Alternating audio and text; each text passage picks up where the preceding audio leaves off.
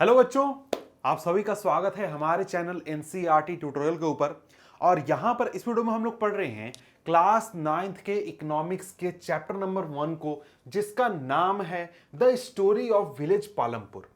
तो यहां पर इस चैप्टर में हमें पालमपुर की कहानी जाननी है, पालमपुर के गांव के इकोनॉमिक्स को समझना है कि आखिर वहां प्रोडक्शन कैसे होता है, वहां पर चीजें कैसे चलती हैं, लोग रोजी रोटी कैसे कमाते हैं, लोगों की जीविका कैसे चलती है। ये सारी चीजें हमें इस चैप्टर में समझनी है। अब यहां पर ये जो चैप्टर है ना, इस चैप्टर को हम एनसीईआरटी बुक की मदद से पढ़ने वाले हैं। लाइन बाय लाइन एक्सप्लेनेशन हम यहां पर पढ़ेंगे। और यहां पर ये जो वीडियो है ये नए सेशन के नए एनसीईआरटी बुक के आधार पर है, तो इसलिए इस वीडियो को पूरा अंत तक देखिएगा। आपका ये पूरा चैप्टर क्लियर हो जाएगा, लाइन बाय लाइन एक्सप्लेनेशन के साथ क्लियर हो जाएगा, और इंपॉर्टेंट क्वेश्चंस को भी मैं डिस्कस करते चलूंगा। और अगर आप ये चैप्टर पढ़ रहे हैं तो ये वीडियो तो आप देख ही रहे हैं, साथ में मैं एक और वीडियो करूंगा जिसमें कि आपको ये चैप्टर नोट्स के जरिए पढ़ाया जाएगा, पावर पॉइंट के जरिए पढ़ाया जाएगा। तो आप अपनी तैयारी अच्छी करने के लिए इस वीडियो को भी क्या करें, पूरा पढ़ लें, पूरा देख लें। अब आइए हम लोग क्या करते हैं, अपना चैप्टर शुरू करते हैं। चैप्टर नंबर है 1, नाम है the story of village Palampur. Palampur एक गांव है जिसकी कहानी हमें समझनी है, जिसके बारे में हमें जानकारी लेनी है, ठीक है। अब यहां पर देखिए इस चैप्टर का एक ओवरव्यू दिया गया है, मतलब कि इस चैप्टर में आपको क्या पढ़ना है, किन चीजों पर फोकस करना है, ये सारी बातें। अब क्योंकि हम लोग एनसीईआरटी लाइन बाय लाइन पढ़ रहे हैं तो इसको भी जरा सा हम लोग ओवरव्यू भी लाइन बाय लाइन पढ़ लेते हैं। तो यहां पर कहता है कि the purpose of the story is to introduce some basic concepts relating to production, and this we do through a story of hypothetical village called Palampur. यहां पर कहता है कि देखिए आप लोग इकोनॉमिक्स की शुरुआत कर रहे हैं। अब देखिए आप लोग क्लास 9th में आ चुके हैं, क्लास 8 तक तो आपने इकोनॉमिक्स पढ़ा नहीं है, वहां पर तो हिस्ट्री, ज्योग्राफी, सिविक्स होता था। अब आपको इकोनॉमिक्स के एक बेसिक टर्म के साथ इंट्रोड्यूस कराने के लिए यह चैप्टर पूरा समझाया जा रहा है। और वो टर्म क्या है? वो टर्म है प्रोडक्शन। प्रोडक्शन का मतलब क्या होता है? प्रोडक्शन का मतलब होता है उत्पादन। अब देखिए दुनिया में आप अगर देखें, जितना भी ट्रेड होता है, व्यापार होता है, उसमें चीजों का आदान प्रदान होता है। जैसे मैं अगर ये मोबाइल खरीदने जाता हूं तो किसी को पैसे दूंगा और फिर खरीदूंगा। लेकिन किसी भी चीज का इकोनॉमिक्स होने के लिए, किसी भी चीज का ट्रेड होने के लिए, व्यापार होने के लिए सबसे पहले उसका प्रोडक्शन होना जरूरी है। जैसे अगर मुझे ये मोबाइल खरीदना है, ये मोबाइल खरीदने के लिए मैं दुकान पर जाऊंगा, लेकिन अगर कोई फैक्ट्री वाला मोबाइल बनाएगा ही नहीं, वो दुकान तक भेजेगा नहीं, तो मैं खरीदूंगा कैसे? इसी प्रकार के से दुनिया की हर चीज आप देख सकते हैं, चाहे वो आपका अनाज हो, ये कपड़ा हो, या फिर जो भी चीज आप इस्तेमाल करते हैं, जो भी आप पैसे से खरीद सकते हैं, आदान प्रदान कर सकते हैं, उसका प्रोडक्शन होना जरूरी है। तो बेसिक चीज है इकोनॉमिक्स का प्रोडक्शन। इसी प्रोडक्शन के बारे में हम यहां पर पढ़ने वाले हैं। अब यहां पर कहता है कि इसके लिए हम लोग क्या करेंगे, पालमपुर गांव की बात करेंगे। पालमपुर में क्या होता है, कैसे होता है, इसकी बात कर रहे हैं। अब ये देखिए पालमपुर के साथ यहां पर एक स्टार मार्क लगा कर दिया गया है। ये स्टार मार्क क्या कहता है? ये यहां पर ये बताता है कि देखिए ये जो कहानी पालमपुर की स्थिति बताई गई है, पालमपुर में कैसे लोग हैं, क्या करते हैं, ये एक प्रकार से यूपी के, उत्तर प्रदेश के बुलंदशहर डिस्ट्रिक्ट के एक गांव के आधार पर है, मतलब एक औसतन। क्यों भाई, यहां पर क्यों? क्योंकि यहां पर एक व्यक्ति आए थे जिसका नाम था गिलबर्ट एंटीन। इन्होंने रिसर्च किया था इस डिस्ट्रिक्ट के ऊपर, बुलंदशहर डिस्ट्रिक्ट के ऊपर, तो उसके आधार पर यह कहानी बनाई गई है। अगर आपसे पूछे, अगर आपसे एग्जामिनेशन में यह पूछ दे कि भाई पालमपुर कहां, किस शहर के ऊपर या फिर किस डिस्ट्रिक्ट के ऊपर बेस्ड है, तो वो है बुलंदशहर, यूपी का, ठीक है। अब यहां पर देखिए बुलंदशहर के बारे में, सॉरी पालमपुर के बारे में क्या कहता है? कहता है कि farming is the main activity in Palampur, whereas several other activities such as small scale manufacturing, dairy, transport etcetera are carried out on a limited scale. अगर हम लोग बात करें पालमपुर गांव की, तो पालमपुर में मेन लोगों का जो पेशा है वो है खेती। मतलब ज्यादातर लोग क्या करते हैं, खेती करते हैं, अनाजों का उत्पादन करते हैं, फूड ग्रेन्स का प्रोडक्शन करते हैं। तो भाई प्रोडक्शन में किस चीज का प्रोडक्शन कर रहे हैं? फूड ग्रेन्स का प्रोडक्शन कर रहे हैं। इसके अलावा दूसरे प्रकार के भी प्रोडक्शन होते हैं पालमपुर गांव में, जैसे कि डेयरी यानी कि मिल्क का प्रोडक्शन होता है, मैन्युफैक्चरिंग होता है यानी कुछ औजार टूल्स वगैरह भी बनाए जाते हैं, ट्रांसपोर्टेशन का भी लोग काम करते हैं और भी तरीके का काम करते हैं। लेकिन मेनली क्या करते हैं, एग्रीकल्चर करते हैं, फूड ग्रेन्स का प्रोडक्शन करते हैं। आगे कहता है कि these production activities need various types of resources. जितने भी प्रोडक्शन एक्टिविटी हैं यानी कि उत्पादन करने की जो क्रिया है, जो भी जॉब आदमी कर रहा है, काम कर रहा है, उसमें आपको अलग अलग प्रकार के रिसोर्सेज की जरूरत होती है। मतलब अगर आपको कहीं कोई मोबाइल फोन बनाना है तो मोबाइल फोन बनाने के लिए आपको प्लास्टिक चाहिए, शीशा चाहिए, स्क्रीन चाहिए, प्रोसेसर चाहिए, इसके ऊपर कवर बनाना है तो उसके लिए भी रॉ मटेरियल चाहिए। आपको बहुत सारी चीजें चाहिए होती हैं किसी भी चीजों का प्रोडक्शन करने के लिए, उन्हीं को यहां पर रिसोर्सेज कहा जा रहा है। ठीक है, आगे कहता है कि रिसोर्सेज, कई प्रकार के रिसोर्सेज की रिक्वायरमेंट होती है और यहां पर इसका कैटेगरी भी बताया गया है, जैसे natural resources, man made item, human effort, money etcetera. यानी कि पहले तो आपको नेचुरल रिसोर्स चाहिए, यानी जो चीजें प्रकृति से मिलती हैं, जैसे मिट्टी हो गया, जैसे कि आपको स्टील हो, लोहा हो गया, आयरन ओर हो गया, या फिर और भी बहुत सारी चीजें जो कि नेचर से हमें मिलती हैं। इसके बाद इंसानों द्वारा बनाई गई कुछ चीजें भी हम इस्तेमाल करते हैं। इसके अलावा ह्यूमन एफर्ट लगता है, इंसान मेहनत करते हैं, काम करते हैं, और पैसा भी लगता है किसी भी चीज का प्रोडक्शन करने में। ये सारी चीजें लगती हैं, ये सारे रिसोर्सेज लगते हैं प्रोडक्शन करने में। तो यहां पर हम क्या पढ़ेंगे, यहां पर कहता है कि as we read through the story of Palampur we will learn how various resources combine to produce the desired goods and services in the village. यानी कि जब हम ये चैप्टर आगे पढ़ेंगे, अच्छे से पढ़ेंगे, तब हम जानेंगे, हम सीखेंगे कि किस प्रकार से ये जो रिसोर्सेज हैं कंबाइन होकर जरूरत की चीजों का उत्पादन करते हैं। अब इसके बाद अगर हम लोग आते हैं इंट्रोडक्शन में, तो इंट्रोडक्शन में आपको पालमपुर गांव के बारे में बताया गया है। मतलब कि पालमपुर गांव कहां है, कैसी स्थिति है, वहां पर डेवलपमेंट कितना हुआ है, वहां पर रोड है नहीं है, बिजली है नहीं है, इस प्रकार की बातें। समझ गए? पालमपुर के बारे में थोड़ा जान लीजिए कि कैसा गांव है, क्या है वहां पर, सभी चीजें। तो पालमपुर के बारे में कहता है कि Palampur is well connected with neighbouring villages and towns. यानी जो पालमपुर गांव है वो अपने आसपास के शहरों और गांवों से अच्छी तरीके से जुड़ा हुआ है। मतलब वहां पर अच्छी सड़क है जिससे लोग आसानी से आ जा सकते हैं। Raiganj, a big village, is 3 kilometre from Palampur. Raiganj एक बड़ा गांव है जो कि पालमपुर से 3 किलोमीटर दूर है और लोग आसानी से वहां आ जा सकते हैं। An all-weather road connects the village to Raiganj and further on the nearest small town of Shahpur।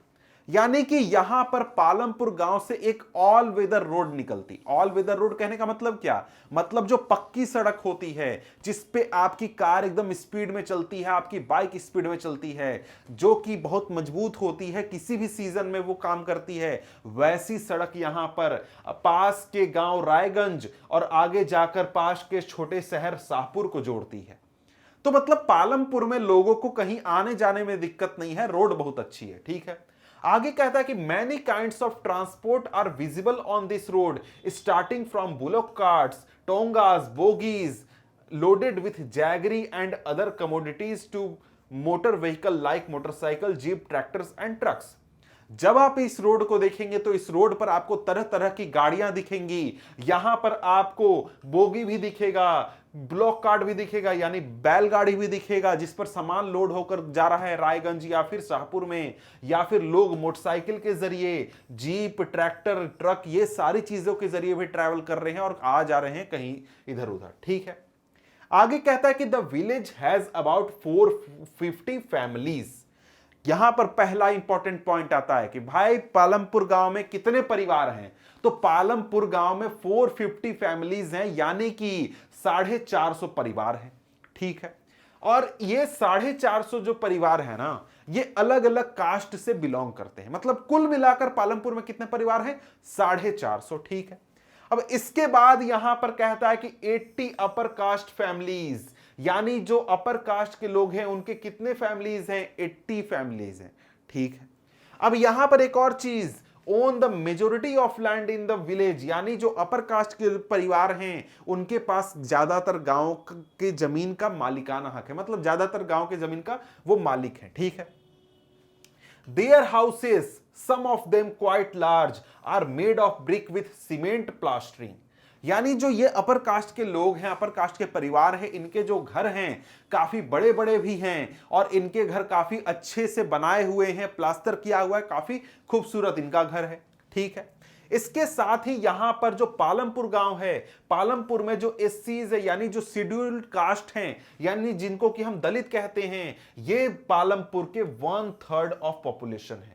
मतलब यहां पर 450 फैमिली कहता है तो करीब 150 फैमिली आप मान सकते हैं कि यहां पर दलित के परिवार हैं, दलितों के परिवार हैं, ठीक है, जो कि गांव के एक कोने में रहते हैं। इनके घर जो है काफी छोटे छोटे हैं और ज्यादातर लोगों के यानी कि बहुत सारे लोगों के घर किस चीज के हैं, मड और स्ट्रॉ के, यानी मिट्टी और घास फूस के घर बनाए हुए, ठीक है। तो ये एक प्रकार से वहां पर आपको क्वेश्चन पूछता है कभी कभी ये एग्जामिनेशन में, तो ये इंफॉर्मेशन आप ध्यान रखिएगा। आगे बढ़े तो आगे यहां पर कहता है कि most of the houses have electric connections, यानी कि पालमपुर गांव में ज्यादातर घरों में इलेक्ट्रिक कनेक्शन पहुंच गया है, इलेक्ट्रिक कनेक्शन मौजूद है। Electricity powers all the tubewell in the fields and is used in various types of small businesses. यानी इलेक्ट्रिसिटी आने का यह फायदा हुआ है पालमपुर गांव में कि पालमपुर में जो खेती होती है वहां पर ट्यूबवेल का इस्तेमाल होता है और वहां पर आपको मोटर लगाए जाते हैं जो कि इलेक्ट्रिसिटी से चलते हैं, और इसके साथ ही जो छोटे छोटे बिजनेसेस चलते हैं वहां पर भी इलेक्ट्रिसिटी का इस्तेमाल होता है, ठीक है। पालमपुर हैज 2 प्राइमरी स्कूल, तो भाई पालमपुर में कितने प्राइमरी स्कूल हैं, 2 प्राइमरी स्कूल हैं और एक हाई स्कूल है, और इसके साथ ही पालमपुर में एक प्राइमरी हेल्थ सेंटर भी है जो कि सरकार द्वारा चलाया जाता है, और एक प्राइवेट डिस्पेंसरी है जहां पर बीमार लोगों का इलाज होता है, ठीक है। तो यह पालमपुर का एक प्रकार से सोसाइटी को आपने देख लिया, ठीक है। आगे बढ़े तो आगे यहां पर क्या कहता है, आगे कुछ पॉइंट्स बताए गए हैं कि देखिए ऊपर हमको क्या जानकारी मिला पालमपुर के बारे में। तो कहता है कि the description above shows that Palampur has fairly well developed system of roads, transport, electricity, irrigation, schools and health centre. Compare this facilities with those in your nearby village. यानी पालमपुर जो गांव है यहां पर आपको रोड बहुत अच्छी है, ट्रांसपोर्ट अच्छा है, इलेक्ट्रिसिटी है, इरिगेशन है, स्कूल भी है, हेल्थ सेंटर भी है। आप अपने आसपास के गांव के साथ इस गांव को कंपेयर कीजिए कि आपके गांव में क्या फैसिलिटी मिलती है, ठीक है। अब यहां पर आगे कहता है कि the story of Palampur an imaginary village will take us through the different types of production activities in the village. जब हम पालमपुर की कहानी पढ़ेंगे, पालमपुर के बारे में जानेंगे, तो गांव में होने वाले अलग अलग प्रकार के प्रोडक्शन एक्टिविटीज को हम समझेंगे, अलग अलग प्रकार के प्रोडक्शन एक्टिविटीज को जानेंगे कि भाई गांव में क्या होता है, कैसे होता है, प्रोडक्शन कैसे चलता है, ठीक। आगे कहता है कि in villages across India farming is the main production activity. India के आप ज्यादातर इलाकों, क्या मतलब लगभग सभी इलाकों में जाएंगे तो आपको मेनली जो काम होते हुए दिखेगा वो होगा एग्रीकल्चर, खेती। यानी ज्यादातर गांव के लोग किस चीज में व्यस्त होते हैं, क्या काम करते हैं, तो भाई खेती का काम करते हैं, ठीक है। The other production activities referred to as non-farm activities include small manufacturing, transport, shopkeeping, etc. यानी खेती के अलावा जो दूसरी एक्टिविटी होती है उसमें आपको स्मॉल मैन्युफैक्चरिंग आ जाता है, जैसे गन्ने से गुड़ का उत्पादन हो गया, इस प्रकार के प्लांट चलते हैं, फैक्ट्रियां चलती हैं, गुड़ का उत्पादन हो गया, छोटे टूल्स का उत्पादन हो गया, ये सारी चीजें। इसके अलावा ट्रांसपोर्ट में भी लोग काम करते हैं, शॉपकीपिंग का भी काम करते हैं, और भी प्रकार के काम करते हैं। आगे यहां पर कहता है कि we shall take a look at both these types of activities after learning a few general things about production. यानी प्रोडक्शन के बाद थोड़ी मोड़ी बातें जानने के बारे में, मतलब प्रोडक्शन के बारे में थोड़ी मोड़ी बातें जानने के बाद हम क्या करेंगे, दोनों प्रकार के एक्टिविटीज को पढ़ेंगे। पहली फार्मिंग एक्टिविटी के बारे में और दूसरी नॉन फार्मिंग एक्टिविटी के बारे में हम पढ़ने वाले हैं।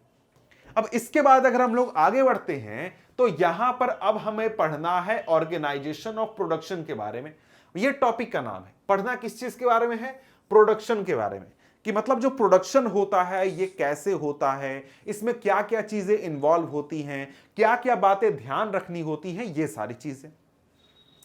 तो यहां पर कहता है कि the aim of production is to provide the goods and services that we want. यानी प्रोडक्शन का मेन मकसद क्या है? मेन मकसद है ऐसी चीजों को तैयार करना, ऐसी चीजें बनाना जिसकी जरूरत है हमें। जैसे हमें भूख लगती है, हमें खाने की, भोजन की जरूरत है, तो हम क्या करते हैं? खेती करते हैं और अनाज उगाते हैं, और अनाज उगाकर हमारे पास पहुंचता है, व्यापार होके, ट्रेड होके, खरीद बिक्री करके हमारे पास पहुंचता है और हमारी भूख की जरूरत को मिटाई जाती है। अब हमें जरूरत है कपड़े पहनने की, तो भाई कपड़ा कोई उत्पादन करता है, कपड़ा तैयार करता है और हम उसको खरीद कर इस्तेमाल करते हैं। मतलब किसी भी चीज का दुनिया में प्रोडक्शन हो रहा है। क्यों हो रहा है भाई?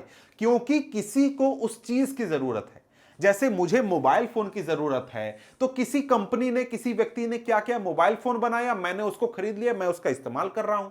इसी प्रकार से मुझे कैमरे की जरूरत थी, किसी ने कैमरा बनाया, वो आया, मैं उस कैमरे का इस्तेमाल कर रहा हूं। तो भाई जो प्रोडक्शन होता है ना, उसका मेन मकसद होता है कि जो चीजें जरूरत है, जो सर्विसेज हमें जरूरत है, उसका उत्पादन करना। ठीक है।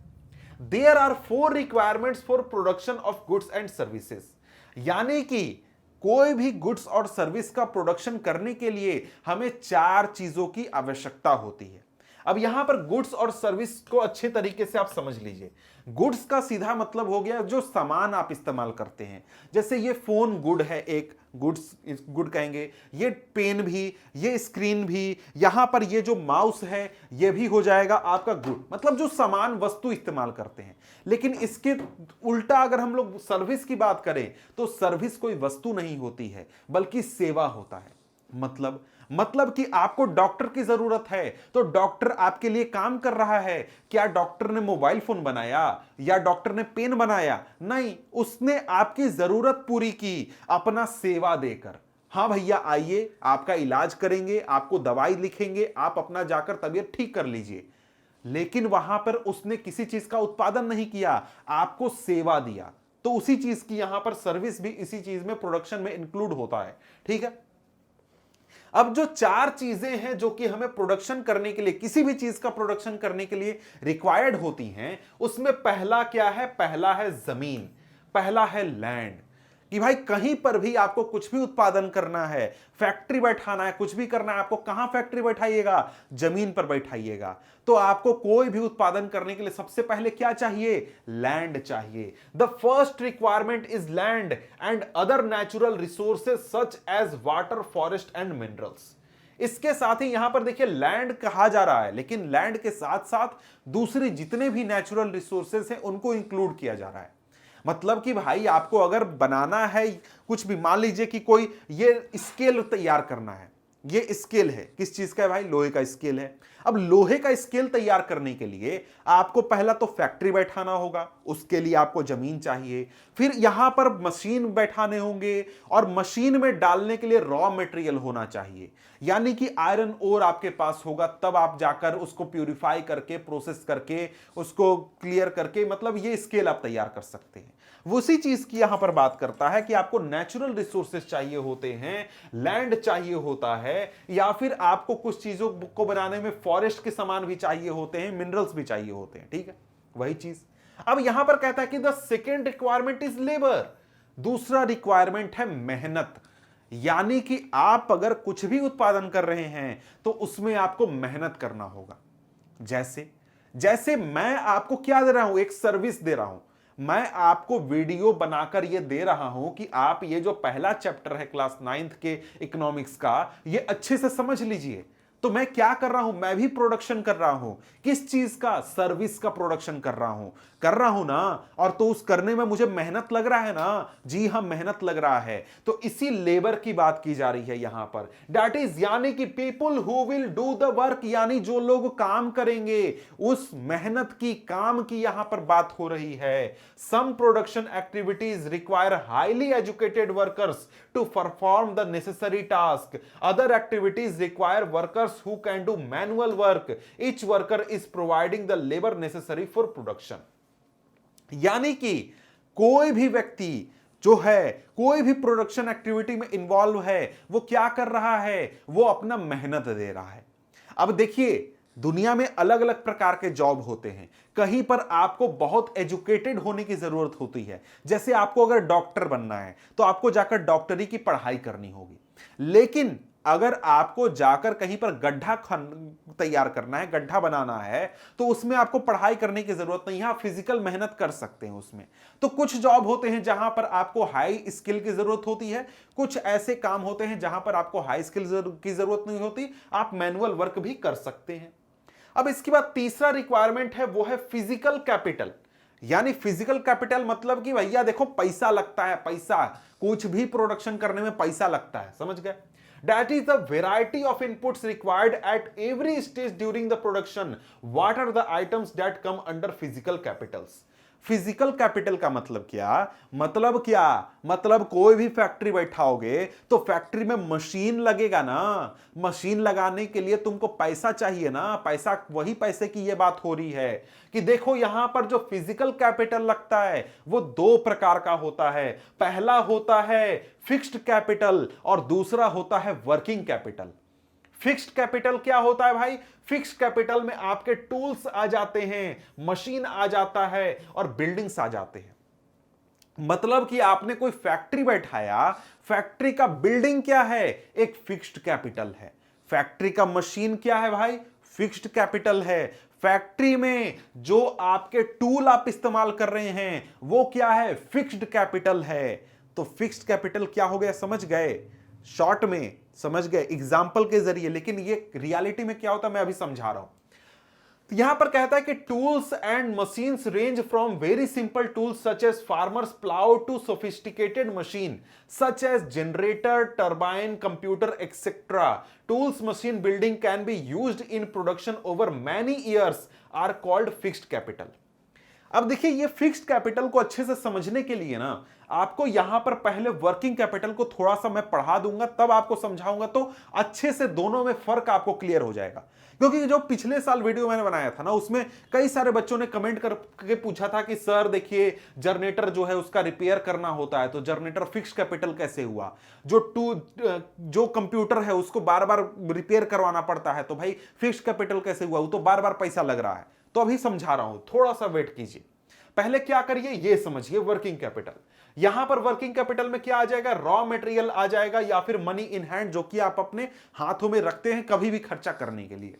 तो यहां पर कहता है कि production requires a variety of raw material such as the yarn used by weaver and the clay used by potter. Also, some money is always required to during production to make payments and buy other necessary items. Raw material and money in hand are called working capitals. अब यहां पर clearly आपको समझाया नहीं गया है, लेकिन मैं आपको समझाता हूं। ये देखिए ये तस्वीर है, ये तस्वीर में क्या हो रहा है? यहां पर ये व्यक्ति काम कर रहा है और किसी चीज का प्रोडक्शन कर रहा है। अब यहां पर अगर आप लोग देखें तो ये जो मशीन, जिस मशीन पर ये व्यक्ति काम कर रहा है, ये मशीन क्या है? ये मशीन है फिक्स्ड कैपिटल। फिक्स्ड कैपिटल है, मैंने कहा फिक्स्ड कैपिटल है, लेकिन क्यों फिक्स्ड कैपिटल है? अब मान लीजिए कि ये जो फैक्ट्री है ना ये कपड़ा बनाती है। क्या बनाती है? कपड़ा। कपड़ा तैयार करने की फैक्ट्री है। अब उसके लिए यहां पर ये वाला मशीन है, ये मशीन को मैंने कहा फिक्स्ड कैपिटल, बिल्डिंग भी फिक्स्ड कैपिटल, ठीक है। अब यहां पर समझिए कि कपड़ा बन रहा है, मान लीजिए कि 100 मीटर का कपड़ा बन रहा है। 100 मीटर का कपड़ा बनाने के लिए क्या लगेगा? पहले तो आपको धागा बनाना होगा। धागा बनाने के लिए आपको रुई लगेगा, कॉटन लगेगा। तो कॉटन खरीदना, कॉटन क्या हो गया? कॉटन क्या हो गया भैया आपका? कॉटन खरीदने के लिए जो पैसा लगा वो क्या हो जाएगा? वो आपका वर्किंग कैपिटल हो जाएगा। वर्किंग कैपिटल क्या हो जाएगा? कॉटन खरीदने में जो पैसा लगा। कॉटन क्या है? रॉ मटेरियल है। इसी प्रकार से फैक्ट्री में मशीन चलाने के लिए आपको जनरेटर चलाना होगा। तो जनरेटर में जो आप तेल डालेंगे ना वो ऑयल क्या हो जाएगा? ऑयल आपका वर्किंग कैपिटल हो जाएगा। इसी प्रकार से जो आप बिजली बिल भरिएगा, बिजली बिल आपका क्या हो जाएगा? बिजली बिल आपका हो जाएगा वर्किंग कैपिटल। क्यों भाई? क्योंकि आप अगर अभी 100 मीटर कपड़ा बना रहे हैं तो आप मशीन चलाएंगे तो आपका जनरेटर चलेगा, या फिर आप क्या करेंगे, आप बिजली का इस्तेमाल करेंगे। तो ये जो बिल आपने भरा ना, या फिर ये जो तेल आपने जलाया जनरेटर में, वो एक बार इस्तेमाल हुआ और खत्म हो गया। या फिर जो कॉटन आपने खरीदा ना, वो 100 मीटर कपड़ा बनाने में आपका खत्म हो गया, उसको आप दोबारा इस्तेमाल नहीं कर सकते हैं।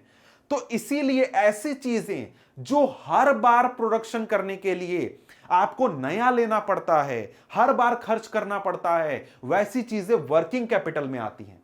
जैसे 100 मीटर हमने कपड़ा बना दिया, उस कपड़ा बनाने में हमने कॉटन भी लगाया, अपना मशीन चलाने में तेल भी जलाया, अपना बिजली बिल भी भरा, ये सारी चीजें हमारी खर्च हो गई। लेकिन अगर हमें फिर से अगर 100 मीटर कपड़ा तैयार करना है, तो 100 मीटर फिर से अगर कपड़ा तैयार करना है तो हमें कॉटन फिर से खरीदना पड़ेगा ना। दोबारा हम कॉटन खरीदेंगे, दोबारा हम कॉटन खरीदेंगे, फिर से हमको जनरेटर चलाना पड़ेगा, फिर से हमको जनरेटर चलाने के लिए तेल डालना पड़ेगा। तो तेल क्या हुआ हमारा, क्या हो गया, वर्किंग कैपिटल। फिर से अगर मान लीजिए हम लोग बिजली इस्तेमाल कर रहे हैं तो ये क्या हो गया, वर्किंग कैपिटल। क्यों? क्योंकि फिर से हमको मशीन चलाने का बिजली बिल भरना पड़ेगा। तो ये हमारा क्या हो गया, ये वर्किंग कैपिटल। यानी कि वैसी चीजें, वैसा इन्वेस्टमेंट जो कि हर बार प्रोडक्शन करने में हमको बार बार लगे, वो क्या होगा, वर्किंग कैपिटल होगा। लेकिन फिक्स्ड कैपिटल में क्या होता है, फिक्स्ड कैपिटल का मतलब कि एक ही चीज को अगर हम कई बार प्रोडक्शन में इस्तेमाल करते हैं तो वो हमारा फिक्स्ड कैपिटल होता है। जैसे ये 2 बार हमने प्रोडक्शन किया, 2 बार प्रोडक्शन करने के लिए क्या हमने नया बिल्डिंग बनाया क्या, कि पहली बार बिल्डिंग बनाया था, प्रोडक्शन हो गया, अब दोबारा फिर से बिल्डिंग बना रहे हैं क्या? जी नहीं। सेम बिल्डिंग में सेम मशीन का इस्तेमाल करके, सेम जनरेटर का इस्तेमाल करके हम लोग दोनों बार, या फिर तीसरी बार, या फिर चौथी बार, 5वीं बार, 6ठी बार, 10वीं बार हम लोग प्रोडक्शन कर सकते हैं। तो हमें हर बार प्रोडक्शन करने के लिए हर बार जनरेटर खरीदने की जरूरत नहीं है, हर बार मशीन खरीदने की जरूरत नहीं है। इसीलिए जो चीजें हर बार इन्वेस्टमेंट में, मतलब हर बार प्रोडक्शन में, हर लॉट में आपको नया लेना पड़ता है, वो वर्किंग कैपिटल। और जो चीजें बार बार इस्तेमाल हो सकती हैं प्रोडक्शन में, वो आपका फिक्स्ड कैपिटल होता है। अब यहां पर एक चीज आता है जो कि मेरे पास कई बार क्वेश्चन आया है कि सर मैंने जनरेटर खरीदा, या फिर जो किसान है वो किसान अगर ट्रैक्टर इस्तेमाल कर रहा है तो ट्रैक्टर फिक्स्ड कैपिटल कैसे हुआ, उसका रिपेयर करने में तो भैया पैसा लगता है। अब बात क्वेश्चन एकदम सही है, लेकिन ट्रैक्टर क्या है, ट्रैक्टर आपका फिक्स्ड कैपिटल है। क्यों भाई? क्योंकि आपने एक ही ट्रैक्टर को कई बार इस्तेमाल किया। अब बात आ गई उसके रिपेयर की, तो जो रिपेयर का खर्चा हुआ ना, मान लीजिए कि पहला बार बनाने में 100 रुपया लगा रिपेयर का खर्चा, तो 100 रुपया हमारा वर्किंग कैपिटल में गिना जाएगा। इसी प्रकार से दोबारा हमने ट्रैक्टर चलाया या फिर जनरेटर चलाया, उसमें कुछ प्रॉब्लम आया और उसको बनाने में हमको 200 रुपए लग गए, तो 200 रुपए हमारा वर्किंग कैपिटल आएगा, जो कि इस लॉट के प्रोडक्शन में हमको लगा। तो वर्किंग कैपिटल क्या हुआ, रिपेयर का कॉस्ट। और जो ट्रैक्टर है ना, वो हमारा फिक्स्ड कैपिटल है। क्योंकि ट्रैक्टर में बोल रहा हूं मैं, 2 चीजों को मिक्स कर दिया, मतलब ट्रैक्टर एग्रीकल्चर में और यहां पर फैक्ट्री में क्या, जनरेटर। एक सिंपल सा उदाहरण, ठीक है, कि हर बार प्रोडक्शन में जो चीज आपको नया लेना पड़े, जो चीज बार बार आपको खर्च हो, वो आपका वर्किंग कैपिटल में होगा। और जो चीज एक बार खरीदने के बाद आप कई बार प्रोडक्शन में इस्तेमाल कर सकते हैं, वो आपका फिक्स्ड कैपिटल में गिना जाएगा। तो वर्किंग कैपिटल क्या है, फिक्स्ड कैपिटल क्या है, आपको अच्छी तरीके से क्लियर हो गया। अब यहां पर अगर हम लोग आगे बढ़ें तो आगे यहां पर कहता है कि there is a 4th requirement too, एक चौथा रिक्वायरमेंट भी है हमारे प्रोडक्शन में। ये आपका कहता है you will need knowledge and enterprise to be able to put together land, labour and physical capital and produce and output either to use yourself और to sell in the market. अब देखिए, जो चीज आपके पास जमीन है, आपके पास पैसा है, आपके पास लोग हैं मेहनत करने के लिए, लेकिन आपके पास आपका ब्रेन भी तो होना चाहिए, आपका नॉलेज होना चाहिए कि आप जमीन पर बिल्डिंग बनाएंगे, बिल्डिंग में मशीन रखेंगे और लोगों से काम करवाएंगे। आपको कुछ समझ में नहीं आएगा, आपको कुछ आइडिया नहीं होगा, तो आप जमीन का लेकर फैक्ट्री नहीं लगा सकते हैं, आप मशीन में काम नहीं कर सकते हैं, आप कुछ नहीं कर सकते हैं। तो भाई ये भी एक क्या है, एक हमारा कैपिटल है जो कि हमें रिक्वायर्ड होता है किसी भी चीज का प्रोडक्शन करने के लिए, कि वो है आपका नॉलेज और इंटरप्राइज, मतलब एक प्रकार से उद्यमशीलता जिसको कि हिंदी में कहा जाता है। ठीक है, अब यहां पर आगे कहें तो आगे कहता है कि every production is organised by combining land, labour, physical capital and human capital. यहां पर जो चौथा चीज रिक्वायर्ड कहा गया है, जो कि लोगों का स्किल है, नॉलेज है, वो क्या है, ह्यूमन कैपिटल है। उदाहरण, जैसे आपने बहुत सोचा और आपने क्या किया, एक फैक्ट्री बना दिया, फैक्ट्री में बिल्डिंग आपने बहुत अच्छा बनाया, आपने बिल्डिंग बनाकर मशीन भी ला करके रख दिया, लेकिन उस मशीन को चलाने किसी को नहीं आता है, तो आप क्या प्रोडक्शन करिएगा, कुछ नहीं करिएगा। वहां पर आपको ह्यूमन कैपिटल की जरूरत है कि एक ऐसा आदमी आए जो कि उस मशीन को चला सके और उसको क्या कर सके, प्रोड्यूस कर सके, उससे प्रोडक्शन कर सके। तो वो मशीन चलाने वाला जो व्यक्ति है उसके पास क्या है, उसके पास ह्यूमन कैपिटल है, उसके पास नॉलेज है, उसके पास स्किल है। आप पूरा मेहनत कर रहे हैं, फैक्ट्री बना रहे हैं, उसमें कुछ मशीन रख रहे हैं, लोगों से काम करवा रहे हैं, यह भी आपका क्या है, इंटरप्राइज है, या आपका नॉलेज है, आपका स्किल है, यह भी ह्यूमन कैपिटल है। समझ गए ये चीजें। अब ये चारों जो चीजें हैं, ये हैं आपके फैक्टर्स ऑफ प्रोडक्शन। तो आपसे अगर क्वेश्चन पूछा जाए कि what are the factors of production, तो आप आंसर क्या लिखिएगा, land, labour, physical capital and human capital. अब लैंड के साथ आप ध्यान रखिएगा कि नेचुरल रिसोर्सेज भी ऐड करके ही वो बात किया जाता है। ठीक है, आगे कहता है कि as we read through the story of Palampur we will learn more about the first 3 factors of production. For convenience we will refer to the physical capital as the capital in this chapter. अब यहां पर देखिए, ये जो हमारा यहां पर आगे हम पढ़ने वाले हैं, अब हम क्या पढ़ेंगे, 3 चीजों के बारे में पढ़ेंगे।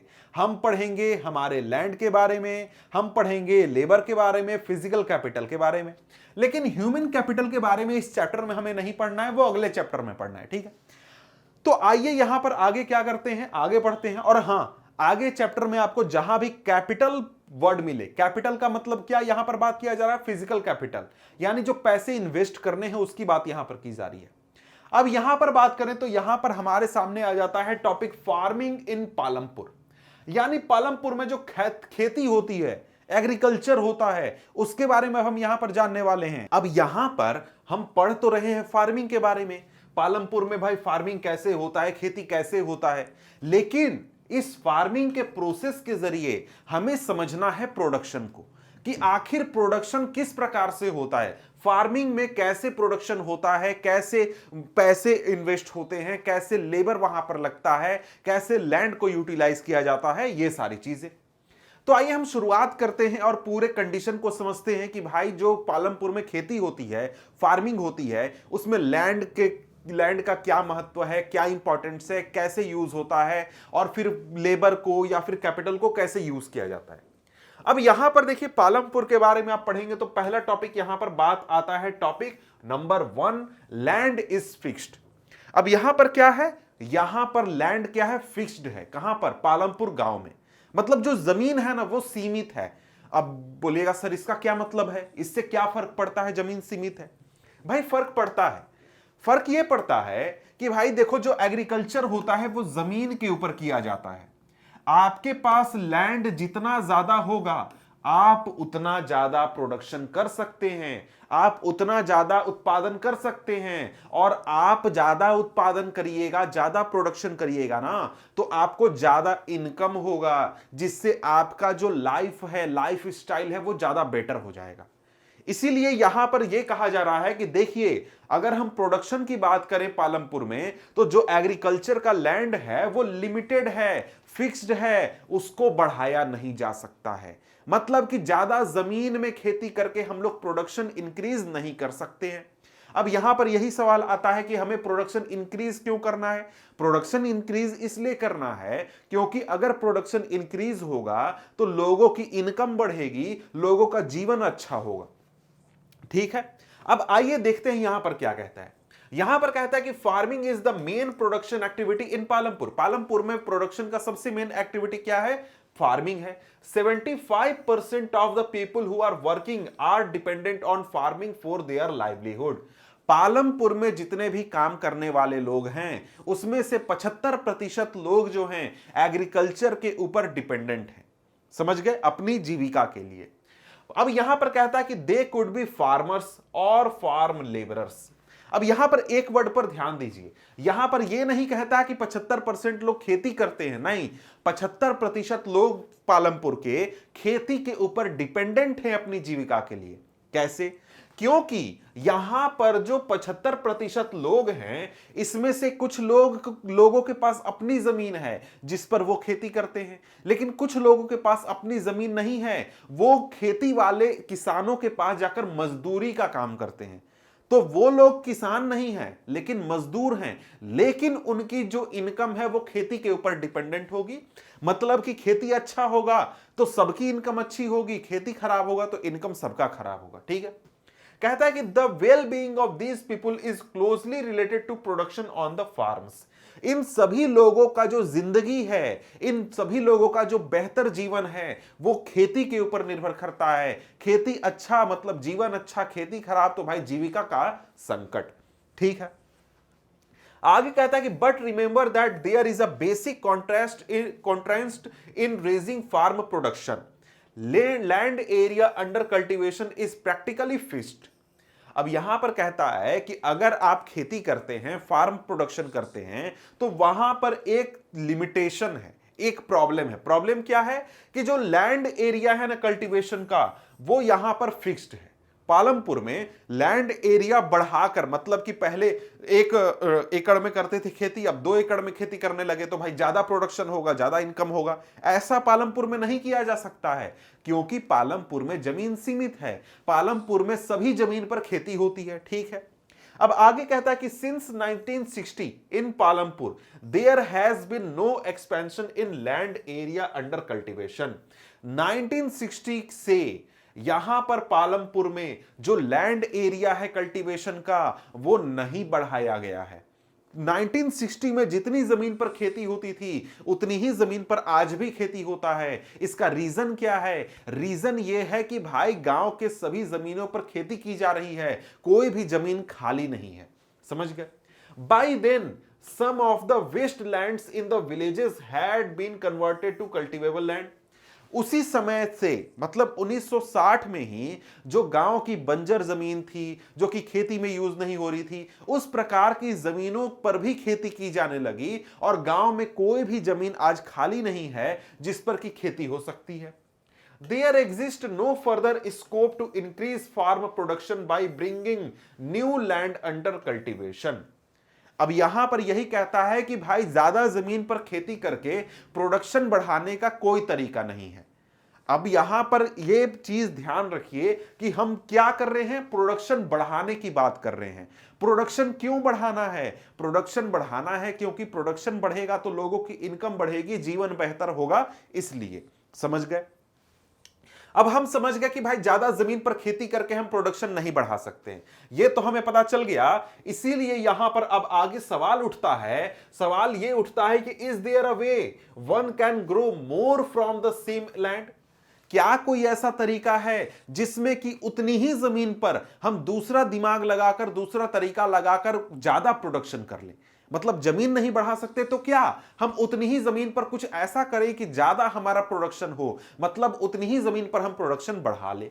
ठीक है, अब यहां पर बीच में थोड़ी सी जानकारी दी गई है। यहां पर यह बताया गया है कि देखिए जमीन को मापने का जो तरीका होता है अलग अलग इलाके में अलग अलग होता है। जैसे हम लोग हेक्टेयर का जमीन मापने में यूज करते हैं, एकड़ यूज होता है, बीघा यूज होता है, कट्ठा यूज होता है, और भी तरीके के आपको टर्म्स यूज होते हैं जो कि जमीन मापने के लिए इस्तेमाल किए जाते हैं। अब वैसे हेक्टेयर के बारे में यहां पर एक एक्स्ट्रा चीज बताया गया है। 1 हेक्टेयर का मतलब होता है 100 मीटर बाय 100 मीटर का 1 स्क्वायर। ठीक है, अब आगे बढ़े तो आगे हमारे सामने क्या है, आगे यहां पर यही चीज है कि क्या तरीका है कि हम लोग भाई प्रोडक्शन बढ़ा लें बिना जमीन बढ़ाए। तो यहां पर यही चीज समझते हैं। कहता है कि in the kind of crops grown and facilities available, Palampur would resemble a village of western part of state of Uttar Pradesh. अब यहां पर पालमपुर में जो फैसिलिटीज अवेलेबल हैं, पालमपुर में जिस प्रकार के क्रॉप्स उगाए जाते हैं, ऐसे क्रॉप्स आपको यूपी के वेस्टर्न हिस्से में देखने को मिलेंगे। मतलब दिल्ली के पास वाला जो यूपी का इलाका है ना, उस तरफ आपको देखने को मिलेंगे। All land is cultivated in Palampur, Palampur के सभी जमीन पर खेती होती है, कोई भी जमीन खाली नहीं रहती है। No land is left idle, कोई भी जमीन आपको खाली नहीं छोड़ा जाता है। During the rainy season farmers grow jowar and bajra, जब आपको खरीफ का सीजन आता है, यानी कि आपको पता होगा कि हमारे देश में दो आपको क्रॉप के सीजन आते हैं, एक रबी सीजन और एक खरीफ सीजन। वैसे एक तीसरा सीजन भी आता है जायद सीजन, जो गर्मियों में होता है, जिसमें कि कुछ आपको कुकुम्बर वगैरह उगाए जाते हैं, ठीक है। तो कहता है कि जो रेनी सीजन होता है, खरीफ का सीजन, वहां पर किसान ज्वार और बाजरा उगाते हैं। और ये जो प्लांट्स होते हैं, इन प्लांट्स को एनिमल को खिला दिया जाता है, ठीक है। और इसके बाद आपको अक्टूबर से दिसंबर तक के बीच में पोटैटो की यहां पर खेती होती है। और इसी के साथ जब रबी का मौसम आता है, रबी क्रॉप का सीजन आता है, यानी कि जो विंटर सीजन आता है, यहां पर आपको वीट की खेती की जाती है, वीट लगा दिया जाता है। अब यहां पर जो वीट प्रोड्यूस होता है, उसमें से फार्मर्स अपनी जरूरत के हिसाब से वीट को अपने पास रख लेते हैं, और बाकी जो भी वीट होता है उसको जाकर वो मार्केट में बेच देते हैं, और उसके साथ ही उनको थोड़ी आमदनी हो जाती है, ठीक है। अब यहां पर बेचने के लिए वो लोग जाते कहां हैं, रायगंज, रायगंज में जाकर अपने वीट को बेचते हैं, ठीक है। आगे कहता है कि a part of the land area is also devoted to sugar cane, Palampur के कुछ खेतों में, कुछ इलाके में शुगर केन की भी, गन्ने की भी खेती की जाती है। Sugar cane in its raw form और as jaggery is sold to traders in Shahpur, यानी जो शुगर केन है उसको भी जैगरी बनाकर, यानी गुड़ बनाकर, या फिर शुगर केन के रूप में ही जो आपको शाहपुर, यानी जो पास का शहर है, छोटा शहर, वहां पर जाकर ट्रेडर्स को बेच दिया जाता है, जो कि उससे गन्ना बनाते हैं, सॉरी, उससे आपको जैगरी बनाते हैं, गुड़ बनाते हैं, या फिर आगे चीनी बनाने के लिए उसका इस्तेमाल करते हैं। आगे कहता है कि the main reason why farmers are able to grow 3 different crops in a year in Palampur is due to the well developed system of irrigation.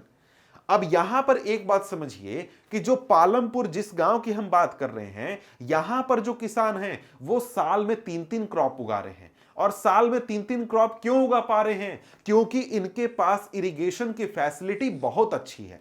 और इरिगेशन की फैसिलिटी अच्छी होने की वजह से जो भी ये क्रॉप उगाते हैं उसके लिए भरपूर मात्रा में इनको वाटर अवेलेबल होता है, ठीक है। आगे कहता है कि electricity came early to Palampur, Palampur में इलेक्ट्रिसिटी काफी पहले आ गई थी। Its major impact was to transform the system of irrigation, इसका सबसे बड़ा असर कहां देखने को मिला, इरिगेशन के ऊपर देखने को मिला। उसका रीजन यह था कि पहले यहां पर पर्शियन व्हील्स का इस्तेमाल होता था। पर्शियन व्हील्स क्या होते हैं, एक चक्री होती है, उसमें आपको बाल्टियां लगी हुई होती हैं जो कि कुएं में जाती हैं और ऐसे उठा ऊपर लाती हैं, ऐसे इतना बड़ा होता है, और उससे एक रॉड कनेक्टेड होता है जिससे कि बैल के जरिए या फिर किसी और तरीके से उसको घुमाया जाता है। वैसे मैं यहां पर इमेज लगा दूंगा तो आप यहां पर इमेज देख पाएंगे कि कैसे वो काम करता है, ठीक है। तो यहां पर अगर हम लोग बात करें तो यहां पर ये पर्शियन व्हील्स पहले इस्तेमाल होता था एग्रीकल्चर के लिए, मतलब इरिगेशन के लिए, तो वो उतना इफेक्टिव नहीं था, उतना अच्छा नहीं था। लेकिन जब इलेक्ट्रिसिटी आ गया, इलेक्ट्रिसिटी आने के बाद यहां पर ट्यूबवेल्स का इस्तेमाल होने लगा, बड़े बड़े जेट पंप्स का इस्तेमाल होने लगा, जिससे कि इरिगेशन जो था वो काफी अच्छा हो गया, काफी अच्छी मात्रा में इरिगेशन अवेलेबल होने लगा, ठीक है। अब यहां पर आगे बढ़े तो आगे यहां पर कहता है कि the first few tubewells were installed by the government, शुरुआत में जो ट्यूबवेल्स लगाए गए थे वो गवर्नमेंट के द्वारा इंस्टॉल किए गए थे। बाद में जो फार्मर्स थे उन्होंने अपने ट्यूबवेल्स लगाना शुरू कर दिया, और आगे चलकर मिड 1970s तक, मतलब 1975 के आसपास आते आते गांव की जो टोटल जमीन थी 200 हेक्टेयर की, उसको इरिगेशन इसी प्रकार से एग्रीकल्चर यानी ट्यूबवेल के जरिए किया जाने लगा, इलेक्ट्रिसिटी का यूज करके। अब यहां पर एक और क्वेश्चन पॉइंट, ध्यान रखिए, क्वेश्चन नहीं है पॉइंट है, ध्यान रखिएगा कि पालमपुर में कितनी जमीन है भाई, तो पालमपुर में 200 हेक्टेयर्स जमीन है, ठीक है। अब यहां पर एक एक्स्ट्रा जानकारी आपको जानना जरूरी है कि हम इतनी बात कर रहे हैं कि भाई देखो पालमपुर में ऐसी खेती होती है, यहां पर पानी आसानी से मिल जाता है, लोग 3-3 क्रॉप्स उगा लेते हैं साल में। ये पूरे देश की स्थिति नहीं है, पूरे देश के हर इलाके में ऐसे खेती नहीं हो पाती है। उसका रीजन ये है कि देश के ज्यादातर इलाकों में एग्रीकल्चर की जो सुविधाएं हैं, यानी जैसे इरिगेशन की सुविधा, इलेक्ट्रिसिटी, ये सारी चीजें अच्छी मात्रा में अवेलेबल नहीं है। अगर आप नदी के आसपास के इलाके को छोड़ दें, समुद्र के आसपास के इलाके को छोड़ दें, उसके बाद आपको दूसरे जो भी इलाके हैं वहां पर इरिगेशन को लेकर बहुत प्रॉब्लम है। जैसे डेक्कन प्लेटू का रीजन जो है, यहां पर आपको इरिगेशन काफी कम होता है। और यहां पर एक चीज और बताया गया है कि इंडिया में जितना भी टोटल कल्टीवेटेड एरिया है उसमें से लगभग 40% या फिर उससे भी कम जो है वो आज इरिगेटेड है, मतलब अच्छे से इरिगेटेड है, ठीक है। और यहां पर बाकी के इलाकों में मतलब 40% के बाद जो इलाका बच जाता है वहां पर जो फार्मर्स होते हैं वो रेनफॉल के ऊपर डिपेंडेंट होते हैं अपने एग्रीकल्चर के लिए, उनके पास इरिगेशन से जुड़ी हुई फैसिलिटीज नहीं है। अब यहीं से आपका एक क्वेश्चन आता है, is it important to increase the area under irrigation? Why? भाई इरिगेशन बढ़ाने की जरूरत है, क्यों जरूरत है, ये आपको एक्सप्लेन करना है। तो आप आसानी से यहां पर ये पॉइंट रेज कर सकते हैं कि हमारे देश में लगभग 40% लैंड इरिगेटेड है, बाकी 60% लैंड जो है अच्छे से इरिगेटेड नहीं है, वहां पर फार्मर्स जो है रेनफॉल के ऊपर डिपेंडेंट होते हैं। तो ऐसे ऐसे पॉइंट्स आप रेज कर सकते हैं, इससे आपको आसानी से पॉइंट बन जाएगा, ठीक है। आगे यहां पर क्या है, आगे यहां पर एक और क्वेश्चन पूछता है, क्या क्वेश्चन है, what are the different ways of increasing production on the same land, explain. Example, explain with example. अब ये पॉइंट को अभी तक मैंने एक्सप्लेन नहीं किया है क्योंकि वो पॉइंट अभी आया नहीं है, मैं अभी एक्सप्लेन करूंगा, तो वहीं से आपको ये क्वेश्चंस को आपको उठाकर आंसर लिखने हैं। अब यहां पर देखिए क्रॉप्स को दिखाया गया, वीट, बाजरा, शुगर केन, पोटैटो, ये सारी चीजें आप देख सकते हैं। और यहां पर आगे देखिए तो आगे यहां पर क्या कहता है, आगे कहता है to grow more than one crop of on a piece of land during the year is known as multiple cropping. क्या है ये? Multiple cropping. अब ये क्या होता है? ये यही होता है कि भाई देखो आपके पास एक जमीन का टुकड़ा है, आपके पास इतनी बड़ी जमीन है, आपको इसी जमीन पर अपना प्रोडक्शन बढ़ाना है, तो आप क्या करिएगा, एक ही जमीन पर साल में 2 या फिर 3 क्रॉप लगाइएगा, मतलब एक से ज्यादा लगाइएगा। जैसे कि आपने क्या किया, रबी के सीजन में दूसरा क्रॉप लगा दिया, इसके बाद आपने खरीफ के सीजन में दूसरा क्रॉप लगा दिया, उसके बाद आपको गर्मियों का सीजन आया जैद का, वहां पर भी कुछ क्रॉप लगा दिए। तो आप क्या कर रहे हैं, एक ही जमीन के टुकड़े पर कई अलग अलग, एक ही साल में कई अलग अलग क्रॉप्स को उगाकर मल्टीपल क्रॉपिंग कर रहे हैं, जिससे आपका क्या हो रहा है, प्रोडक्शन बढ़ रहा है।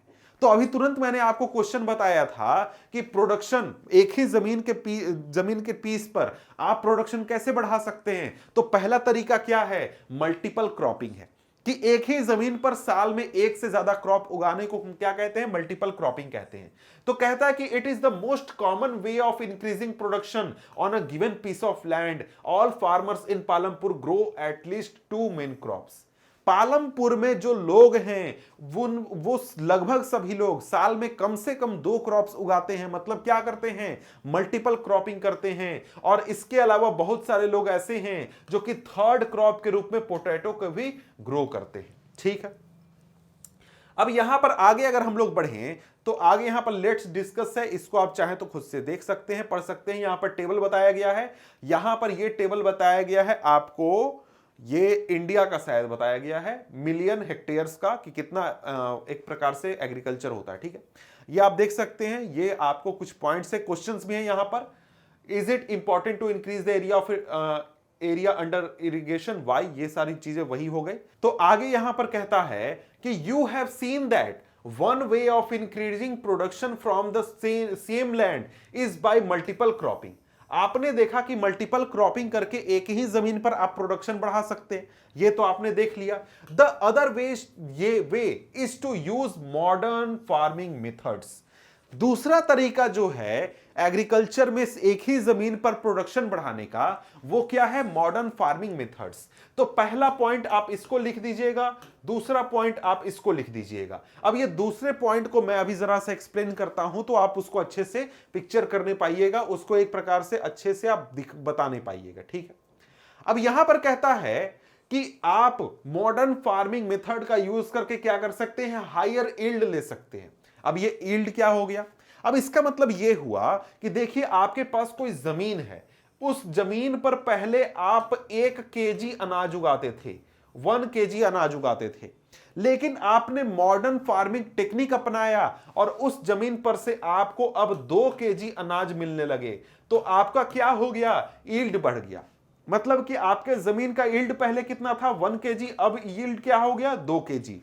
यही यील्ड है कि मतलब आपको आपके जमीन पर कितना प्रोडक्शन मिल रहा है, कितना उत्पादन मिल रहा है per unit area, per unit जमीन, इस प्रकार से, ठीक है। आगे कहता है कि yield is measured as crop produced on a given piece of land during a single season. मतलब यहां साल भर की बात नहीं होती है, एक सीजन में एक जमीन पर आपने एक क्रॉप उगाया, उससे आपको कितना आपका प्रोड्यूस हुआ, कितना आपको मिला। Till the mid 1960s the seeds used in cultivation were traditional ones with relatively low yields। यहां पर पालमपुर में 1960 के समय तक, 1960s तक यहां पर जो क्रॉप्स उगाए जाते थे उसके लिए जो सीड्स इस्तेमाल किए जाते थे वो होते थे ट्रेडिशनल सीड्स, जो कि हम पिछले 100, 200, 500 सालों से यूज कर रहे हैं। उसी क्रॉप से सीड लेकर हम उसको उगाते थे, ठीक है। लेकिन यहां पर क्या है? यहां पर कहता है कि जो ट्रेडिशनल सीड्स होते हैं इनमें कुछ खासियतें भी होती हैं और कुछ कमियां भी होती हैं। खासियत यह होता है कि यह हमारे इलाके के लिए वेल सूटेड होता है, हमारे इलाके में इसको ज्यादा इरिगेशन की जरूरत नहीं होती और इसके साथ ही आप इसको आसानी से उगा सकते हैं। और यहां पर जब यहां पर ट्रेडिशनल सीड्स का इस्तेमाल करते थे यहां पर फार्मर्स, तो इनको यह भी फायदा होता था कि जो फार्मर्स होते थे वो काउ डंग को या फिर दूसरे जो नेचुरल मैन्योर हैं यानी कि डेड एंड डिकेइंग सब्सटेंस वगैरह जो हैं उनको अपने खेती में यूज कर लेते थे और उनका प्रोडक्शन हो जाता था। उनको बहुत ज्यादा अपने खेती में इन्वेस्टमेंट करने की जरूरत नहीं थी, ठीक है। लेकिन यहां पर कहता है कि यहां पर जब हम यहां पर नई टेक्निक की बात करते हैं, मॉडर्न फार्मिंग टेक्नोलॉजी की बात करते हैं, तो यहां पर इंडिया में 1960s के आसपास आया ग्रीन रिवॉल्यूशन। ग्रीन रिवॉल्यूशन क्या था भाई? ग्रीन रिवॉल्यूशन एक प्रकार का रिवॉल्यूशन था, मतलब कि एक प्रकार से नई टेक्नोलॉजी लाई गई थी जिसमें कि हाई यील्डिंग वैरायटीज यानी HYV सीड्स का इस्तेमाल किया गया था। मतलब यहां पर जो सीड्स लाए गए, ऐसे सीड्स लाए गए जो कि सेम प्लांट में ज्यादा प्रोडक्शन करेगा। मतलब एक प्लांट में पहले 20 ग्राम होता था तो अब 40 ग्राम का प्रोडक्शन होगा। ऐसे सीड्स लाए गए, ऐसे सीड्स का इस्तेमाल किए जाने लगा, ठीक है। अब यहां पर जो इंडियन फार्मर्स थे इन्होंने जब वीट और राइस का इस प्रकार के सीड्स का इस्तेमाल किया वीट और राइस में, तो उनको काफी ज्यादा प्रोडक्शन देखने को मिला। एक प्लांट में आपको काफी ज्यादा प्रोड्यूस मिला। अब बोलिएगा सर एक प्लांट का मतलब क्या? मतलब यहां पर देखिए ये है कि देखिए आप अगर कभी भी देखिएगा प्लांट, तो प्लांट अगर वीट का देखें या फिर आप राइस का देखें तो ऐसा एक प्लांट होता है। यहां पर आपको अनाज का गुच्छा होता है, क्रॉप्स होते हैं, मतलब ग्रेन्स होते हैं जो कि यहां पर आप पाए जाते हैं। ट्रेडिशनल सीड्स की बात करें तो उसमें क्वांटिटी यहां पर ग्रेन्स की कम होगी। लेकिन अगर हम क्या करते हैं, अगर हम एक प्रकार से यूज करते हैं HYV सीड्स, तो इनमें ग्रेन्स ज्यादा होंगे एक एक प्लांट में, और ऐसे हजारों प्लांट, लाखों प्लांट जब उगाए जाएंगे तो हमें ज्यादा क्वांटिटी में यहां पर ग्रेन्स मिलेंगे। मतलब कि हमारा यहां पर प्रोडक्शन काफी बढ़ गया है। तो इससे क्या होगा? इससे सेम जमीन पर at the same piece of land would now produce far larger quantities of food grains than was possible earlier. उसी जमीन का इस्तेमाल करके हम पहले की मात्रा में कहीं ज्यादा क्रॉप्स को उगा सकते हैं, कहीं ज्यादा क्वांटिटी में उगा सकते हैं। लेकिन यहां पर HYV सीड्स की बात करें तो इनको लेकर एक प्रॉब्लम भी है। प्रॉब्लम कह सकते हैं, कमी कह सकते हैं, या फिर रुकावट कह सकते हैं। वो ये है कि जो HYV सीड्स होते हैं, इनसे अगर हमें ज्यादा प्रोड्यूस करवाना है, जो कि जिसके लिए हम उसको लाए हैं, तो इनको बहुत ज्यादा मात्रा में वाटर चाहिए, और साथ में यहां पर नेचुरल मैन्योर या फिर काउ डंग से काम नहीं चलेगा। हमको केमिकल फर्टिलाइजर का इस्तेमाल करना पड़ेगा, साथ में पेस्टिसाइड का इस्तेमाल करना पड़ेगा, ताकि ये अपने बेस्ट रिजल्ट दे सके। मतलब जितना क्वांटिटी में हम प्रोडक्शन चाहते हैं, उतने क्वांटिटी में अगर हमें प्रोडक्शन कराना है तो हमें क्या करना होगा, फर्टिलाइजर भी डालना होगा, पेस्टिसाइड भी इस्तेमाल करना होगा, वाटर भी ज्यादा देना होगा। मतलब कि हमें एग्रीकल्चर में इन्वेस्टमेंट ज्यादा करना होगा। समझ गए? तो ये आपको हो गया जो आपको HYV सीड्स होते हैं। ठीक है, अब यहां पर अगर हम लोग बात करें तो मॉडर्न फार्मिंग मेथड में सिर्फ HYV सीड्स की बात नहीं होती है, बल्कि उसके अलावा और भी चीजें होती हैं। जैसे यहां पर फार्म मशीनरी आप अच्छी क्वालिटी की यूज करते हैं। पहले पुराने जमाने में लोग बैल का इस्तेमाल करते थे, उससे हल जोतकर खेतों की जुताई करते थे। लेकिन आप अगर मॉडर्न टेक्नोलॉजी की बात करें तो आपको क्या करना होगा, ट्रैक्टर का, हार्वेस्टर का यूज करना होगा, आपको केमिकल फर्टिलाइजर का यूज करना होगा, HYV सीड्स भी आ जाएंगे, पेस्टिसाइड भी आ जाएंगे। इसके अलावा इरिगेशन के नए नए फैसिलिटीज आपको लाने होंगे। या तो आप पंप सेट इस्तेमाल कीजिए, कैनल्स का इस्तेमाल कीजिए, डैम्स बनाइए। इन सभी तरीकों से आप एग्रीकल्चर अगर कर रहे हैं, इरिगेशन कर रहे हैं, तब आप एक तरीके से अपना बेस्ट आउटपुट ले सकते हैं। क्योंकि अच्छे सीड से केवल काम नहीं चलेगा, अच्छे सीड को अच्छे न्यूट्रिशन की भी जरूरत होगी। समझ गए? अब इसके बाद अगर हम लोग आगे बढ़ें तो आगे यहां पर कहता है कि higher yield were possible only from a combination of HYV seeds, irrigation, chemical fertilizers and pesticide. Higher yield अगर कोई क्रॉप दे रहा है तो उसके साथ कंडीशन है कि उसको सीड्स भी अच्छे, मतलब सीड्स अगर हम अच्छे सीड्स यूज कर रहे हैं तो उसको अच्छा इरिगेशन भी चाहिए, केमिकल फर्टिलाइजर भी चाहिए, पेस्टिसाइड भी चाहिए, तभी वो अपना बेस्ट आउटपुट देगा, हायर यील्ड देगा, नहीं तो नहीं देगा। आगे कहता है कि farmers of Punjab, Haryana and western Uttar Pradesh were the first to try out the modern farming method in India. The farmers in these region set up tubewells for irrigation and made use of HYV seeds, chemical fertilizer and pesticide in farming. India के अगर आप दिल्ली के आसपास के इलाके को देखें, यानी कि पंजाब हो गया, हरियाणा हो गया, वेस्टर्न यूपी हो गया, यहां पर जो किसान थे ना, उन्होंने इन मॉडर्न फार्मिंग टेक्नोलॉजीज का अच्छे से भरपूर इस्तेमाल किया। HYV सीड्स का इस्तेमाल किया, ट्यूबवेल लगाए इरिगेशन के लिए, HYV सीड्स के साथ साथ केमिकल फर्टिलाइजर, पेस्टिसाइड सभी चीजें यूज की, जिससे उनका प्रोडक्शन काफी ज्यादा बढ़ गया। और इसके साथ ही यहां पर क्या हुआ, यहां पर उनका जो आउटपुट था सेम जमीन पर, वो काफी बढ़ गया। ठीक है, अब यहां पर आगे बढ़े तो आगे कहता है कि in Palampur the yield of wheat grown from traditional varieties was 1300 kg per hectare. यानी जब ट्रेडिशनल सीड का इस्तेमाल होता था, ट्रेडिशनल टेक्नोलॉजी का इस्तेमाल होता था, तब पर हेक्टेयर 1300 kg आपको क्रॉप उगता था।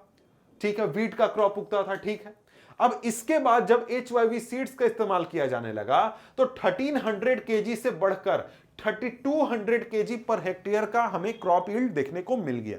यानी क्रॉप जो क्रॉप यील्ड था वो ज्यादा हो गया। क्यों? क्योंकि हमने मॉडर्न फार्मिंग टेक्नोलॉजीज का यूज किया। इसके बाद कहता है कि there was a large increase in production of wheat, farmers now had greater amount of surplus wheat to sell in the market. अब हमारे पास क्या था, बहुत ज्यादा मात्रा में व्हीट अवेलेबल था, जिससे कि किसान जो थे वो अपनी जरूरत के अनाज को रखकर भी बहुत बड़ी मात्रा में अनाज को बेच सकते थे।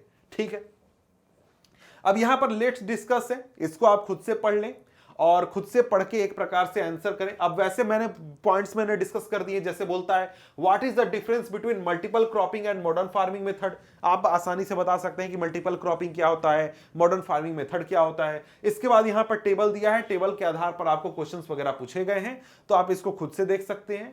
अब इसके बाद अगर हम आगे बढ़े तो आगे यही चीज है, सजेस्टेड एक्टिविटी तो ठीक है, आपको खुद से करने हैं। इसके बाद यहां पर है, अब यहां पर टॉपिक नंबर 3 क्या कहता है, विल द लैंड सस्टेन, मतलब यहां पर पूछ रहा है कि भाई देखिए हम लोगों ने क्या किया, प्रोडक्शन बढ़ाने के कई तरीके अपनाए, मॉडर्न फार्मिंग टेक्नोलॉजी अपना लिया, इसके साथ ही मल्टीपल क्रॉपिंग करने लगे। तो इन सभी चीजों में आपने क्या देखा? हमने देखा कि भाई इरिगेशन हम ज्यादा कर रहे हैं, हम वहां पर फर्टिलाइजर पेस्टिसाइड का यूज कर रहे हैं, एक ही जमीन को साल में 3 बार जोत रहे हैं, 3 बार खेती कर रहे हैं वहां पर। तो भाई क्या इन चीजों को जमीन संभालने पाएगी? जिस जमीन पर हम खेती कर रहे हैं क्या इतना सब जमीन संभाल सकता है? यही सवाल पूछा जा रहा है।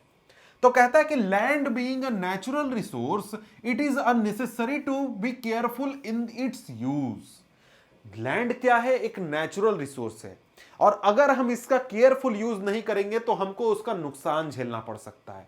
समझ गए? Scientific reports indicate that modern farming methods have over used the natural resource base. Scientist लोगों ने क्या किया, बहुत सारे रिसर्च किए, पता किए कि भाई इतनी सारी खेती हो रही है उसका क्या प्रभाव पड़ता है। उसका प्रभाव जब पता किया तो पता चला कि भाई जमीन को हम एक प्रकार से ओवर यूज कर रहे हैं। मतलब जो जमीन है उसकी जो कैपेसिटी है एग्रीकल्चर करने की, खेती करने लायक जो जमीन है उसको हम ओवर यूज कर रहे हैं। धीरे धीरे वो जमीन खराब हो रही है और वो जमीन आगे चलकर खेती करने लायक भी नहीं रहेगी हमारे मॉडर्न फार्मिंग टेक्नोलॉजीज की मदद से। कहता है कि in many areas green revolution is associated with the loss of soil fertility due to the increase use of chemical fertilizers. बहुत सारे इलाकों में जहां पर ग्रीन रिवॉल्यूशन आया, ग्रीन रिवॉल्यूशन की वजह से सॉइल में फर्टिलिटी काफी कम हो गई है, क्योंकि वहां पर हमने बहुत सारे केमिकल फर्टिलाइजर्स का यूज किया, लैंड को ओवर यूज कर दिया। समझ गए? मतलब जो जमीन पहले खेती करने लायक थी, ट्रेडिशनल तरीके से आराम से खेती होती थी, लेकिन वहां पर हमने फर्टिलाइजर डालना शुरू किया, साल में 3-3 बार मल्टीपल क्रॉपिंग हमने करने शुरू कर दिए, वहां पर पेस्टिसाइड डाले, बहुत सारे केमिकल्स डाले, उससे वो जमीन जो थी वो अब धीरे धीरे क्या हो रही है? खराब हो रही है, खेती करने लायक नहीं है। समझ गए? Also continuous use of ground water from tubewell irrigation has led to the depletion of water table. साथ में हम जो पानी यूज कर रहे हैं खेती में, किस तरीके से पानी यूज कर रहे हैं भाई? तो हमने क्या किया? ट्यूबवेल बना दिया, जमीन के नीचे से पानी निकालकर इरिगेशन कर रहे हैं। उससे यह हो रहा है कि जो जमीन के नीचे वाटर लेवल है वो खत्म हो रहा है, जमीन के नीचे पानी खत्म हो रहा है, और आगे चलकर हमको वाटर स्कार्सिटी की भी प्रॉब्लम झेलनी पड़ सकती है। तो यहां पर कहता है कि environmental resources like soil fertility and ground water are built up over years. जो ये चीजें हैं ना कि सॉइल में फर्टिलिटी है या फिर जो ग्राउंड वाटर है, जो जमीन के नीचे पानी है, वो एक दिन में नहीं आता, उसको बनने में, तैयार होने में कई साल लगते हैं। तो इसको अगर हम सही तरीके से यूज नहीं करें, अगर इसको हम डिस्ट्रॉय कर दें, तो इसको फिर से रिस्टोर करना, वापस से लाना एक प्रकार से बहुत मुश्किल है। ठीक है? We must take care of the environment to ensure future development of agriculture।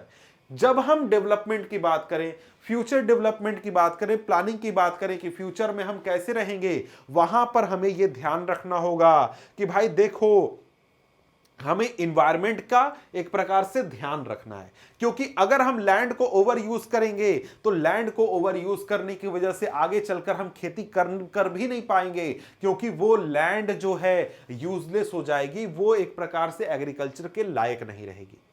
अब यहां पर केमिकल फर्टिलाइजर वगैरह के बारे में थोड़ी मोड़ी बात की गई है। यहां पर कहा जा रहा है कि देखिए जो केमिकल फर्टिलाइजर्स होते हैं ये एक प्रकार से मिनरल प्रोवाइड करते हैं। किस चीज को? प्लांट्स को मिनरल प्रोवाइड करते हैं, और इसी वजह से हम केमिकल फर्टिलाइजर्स का यूज करते हैं। जैसे प्लांट्स जो होते हैं उनको नाइट्रोजन चाहिए होता है, फोस्फोरस चाहिए होता है, और भी कई सारे मिनरल्स चाहिए होते हैं।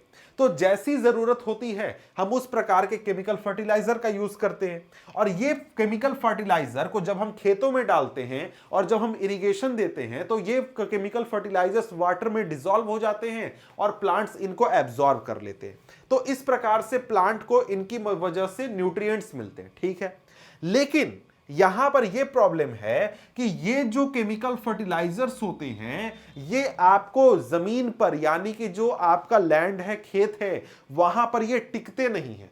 ये क्या होते हैं, ये आपको एक प्रकार से वहां से जाकर आपको नीचे चले जाते हैं और ये ग्राउंड वाटर में जाकर मिल जाते हैं या फिर रिवर्स में पहुंच जाते हैं या फिर लेक्स में पहुंच जाते हैं। और ये जो केमिकल फर्टिलाइजर्स हैं, ये एक प्रकार से जो पानी है उसको पीने लायक या फिर एक प्रकार से यूज के लायक नहीं छोड़ते, मतलब पानी को खराब कर देते हैं। ठीक है, अब यहां पर केमिकल फर्टिलाइजर्स का यह भी नुकसान है कि जो केमिकल फर्टिलाइजर्स होते हैं वो सॉइल में प्रेजेंट बैक्टीरिया को मार देते हैं, दूसरे माइक्रो ऑर्गेनिज्म को मार देते हैं, जो कि सॉइल की क्वालिटी को बेहतर बनाने का काम करते हैं। देखिए, अगर कोई भी जमीन आप देखें, वहां पर क्या होता है, वहां पर बहुत सारे माइक्रो ऑर्गेनिज्म रहते हैं जो कि सॉइल में फर्टिलिटी ऐड करते रहते हैं, सॉइल में मैन्योर ऐड करते रहते हैं और उसी वजह से वो जमीन खेती करने के लायक है। लेकिन जब हम वहां पर केमिकल फर्टिलाइजर का यूज करने लगते हैं तो केमिकल फर्टिलाइजर डालने की वजह से वो जो माइक्रो ऑर्गेनिज्म हैं वो मर जाते हैं, खत्म हो जाते हैं। जो हमारा ग्राउंड वाटर है वो दूषित हो जाता है, पॉल्यूटेड हो जाता है और साथ में जो जमीन है उसकी जो अपनी कैपेसिटी है फर्टिलिटी बढ़ाने की वो खत्म हो जाती है और जमीन एक प्रकार से बंजर हो जाती है। समझ गए, जमीन खेती करने के लायक नहीं होती। तो जो केमिकल फर्टिलाइजर है वो तुरंत तो एक प्रकार से न्यूट्रिएंट दे देता है प्लांट को, लेकिन वो धीरे धीरे जमीन की क्वालिटी को खराब कर रहा है और आगे एक समय ऐसा आएगा जब वो जमीन में खेती करने लायक नहीं रहेगी। ठीक है, This means sometime after their use, the soil will be less fertile than ever before. यानी कि अगर हम इसको यूज करते रहें तो आगे चलकर जो सॉइल है वो पहले से और कम फर्टाइल हो जाएगा और हमें ज्यादा फर्टिलाइजर का इस्तेमाल करना पड़ेगा। अब यहां पर आपको पंजाब के इलाके की बात की गई है, कहा जा रहा है कि the consumption of chemical fertilizer in Punjab is highest in the country. Punjab में फर्टिलाइजर का यूज हाईएस्ट होता है। The continuous use of chemical fertilizers has led to degradation of soil health. Punjab farmers are now forced to use more and more chemical fertilizers and other inputs to achieve the same production level. Punjab में काफी सालों से बहुत ज्यादा मात्रा में fertilisers का use हो रहा है, उससे सॉइल की फर्टिलिटी धीरे धीरे डाउन हो रही है। अब जैसे जैसे फर्टिलिटी डाउन हो रही है तो यहां पर फार्मर्स को पहले से ज्यादा फर्टिलाइजर यूज करना पड़ रहा है। पहले 1 केजी यूज करते थे, अब 2 केजी, 3 केजी, 4 केजी फर्टिलाइजर डाल रहे हैं, तब बराबर क्रॉप उग रहा है। तो यह चीज नुकसान होता है जब आप एक प्रकार से काफी बड़ी मात्रा में मॉडर्न फार्मिंग टेक्नोलॉजीज का या फिर फर्टिलाइजर वगैरह का यूज करते हैं। ठीक है, अब यहां पर आगे हमारे सामने टॉपिक नंबर 4 है। यह कहता है कि how is land distributed between the farmers of Palampur. Palampur गांव के जो लोग हैं उनके बीच में जमीन किस प्रकार से डिस्ट्रीब्यूट की गई है, किस प्रकार से बांटी गई है। अब यहां पर कहता है कि you must have realized how important land is for farming. आपको तो यह पता है कि भाई लैंड कितना इंपॉर्टेंट है फार्मिंग के लिए, जमीन नहीं होगा आप खेती नहीं करने पाइएगा। ठीक है, unfortunately not all the people engaged in agriculture have sufficient land for cultivation. अब यहां पर हमें यह भी पता है या फिर आपको नहीं पता तो जान लीजिए कि इंडिया में, केवल ये यहां पर पालमपुर की बात हो रही है, लेकिन समझिए कि इंडिया की ये रियलिटी है कि इंडिया में सभी लोगों के पास, सभी जो लोग किसानी में काम करते हैं, सभी लोगों के पास अच्छी क्वांटिटी में लैंड अवेलेबल नहीं है। कुछ लोगों के पास थोड़ी सी जमीन है, कुछ लोगों के पास थोड़ा ज्यादा है, कुछ लोगों के पास है ही नहीं। तो बहुत सारे लोग ऐसे हैं जिनके पास सफिशिएंट मात्रा में लैंड अवेलेबल नहीं है। अब पालमपुर की बात करें तो पालमपुर में टोटल फैमिलीज कितने हैं, 450 फैमिलीज हैं, ये हम पहले ही देख चुके हैं। अब इसमें से 1/3 जो लोग हैं यानी कि करीब 150 फैमिलीज जो हैं ये क्या हैं, ये लैंडलेस है। लैंडलेस मतलब क्या, माने इनके पास थोड़ा सा भी जमीन नहीं है, कुछ भी नहीं है, जमीन खेती करने के लिए है ही नहीं। ठीक है, अब यहां पर इनमें से ज्यादातर लोग कौन हैं, ज्यादातर लोग वही हैं जो कि दलित फैमिली से बिलोंग करते हैं। ठीक है, अब यहां पर आगे कहता है कि इनके बाद जो बाकी बचे हुए लोग हैं जिनके पास जमीन है, उनमें से काफी सारे लोग ऐसे हैं जिनके पास जमीन 2 हेक्टेयर से कम है। मतलब कि करीब 240 फैमिलीज ऐसे हैं जिनके पास 200 हेक्टेयर से जमीन कम है। ठीक है, अब यहां पर आगे बढ़ें तो आगे यहां पर कहता है कि cultivation of such plots doesn't bring adequate income to the farmer family. अब यहां पर 2 हेक्टेयर से कम की जो जमीन है वहां पर अगर कोई किसान खेती करता है ना तो उसको खेती तो होगा, लेकिन वो इतनी कम क्वांटिटी में वहां पर उसे क्रॉप मिलेंगे कि उसके फैमिली के लिए वो सफिशिएंट नहीं है। ठीक है, अब आगे एक छोटी सी कहानी बताई गई है गोविंद और उसके परिवार की कि देखिए गोविंद जो है 1960 में 2.25 हेक्टेयर, मैंने अढ़ाई बोल दिया सॉरी, 2.25 हेक्टेयर पर यह खेती करता था। अब यहां पर यह जमीन अनइरिगेटेड थी, ये सारी चीजें। अब यहां पर इसको इसके बेटे वगैरह भी हेल्प करते थे, 3 बेटे थे इसके जो कि हेल्प करते थे और इससे इसकी अच्छी आमदनी हो जाती थी। साथ में ये क्या करता था, बफेलो रखे हुए था, बफेलो के जरिए, बफेलो की मदद से भी कुछ एक्स्ट्रा इनकम हो जाता था, परिवार अच्छे से चलता था।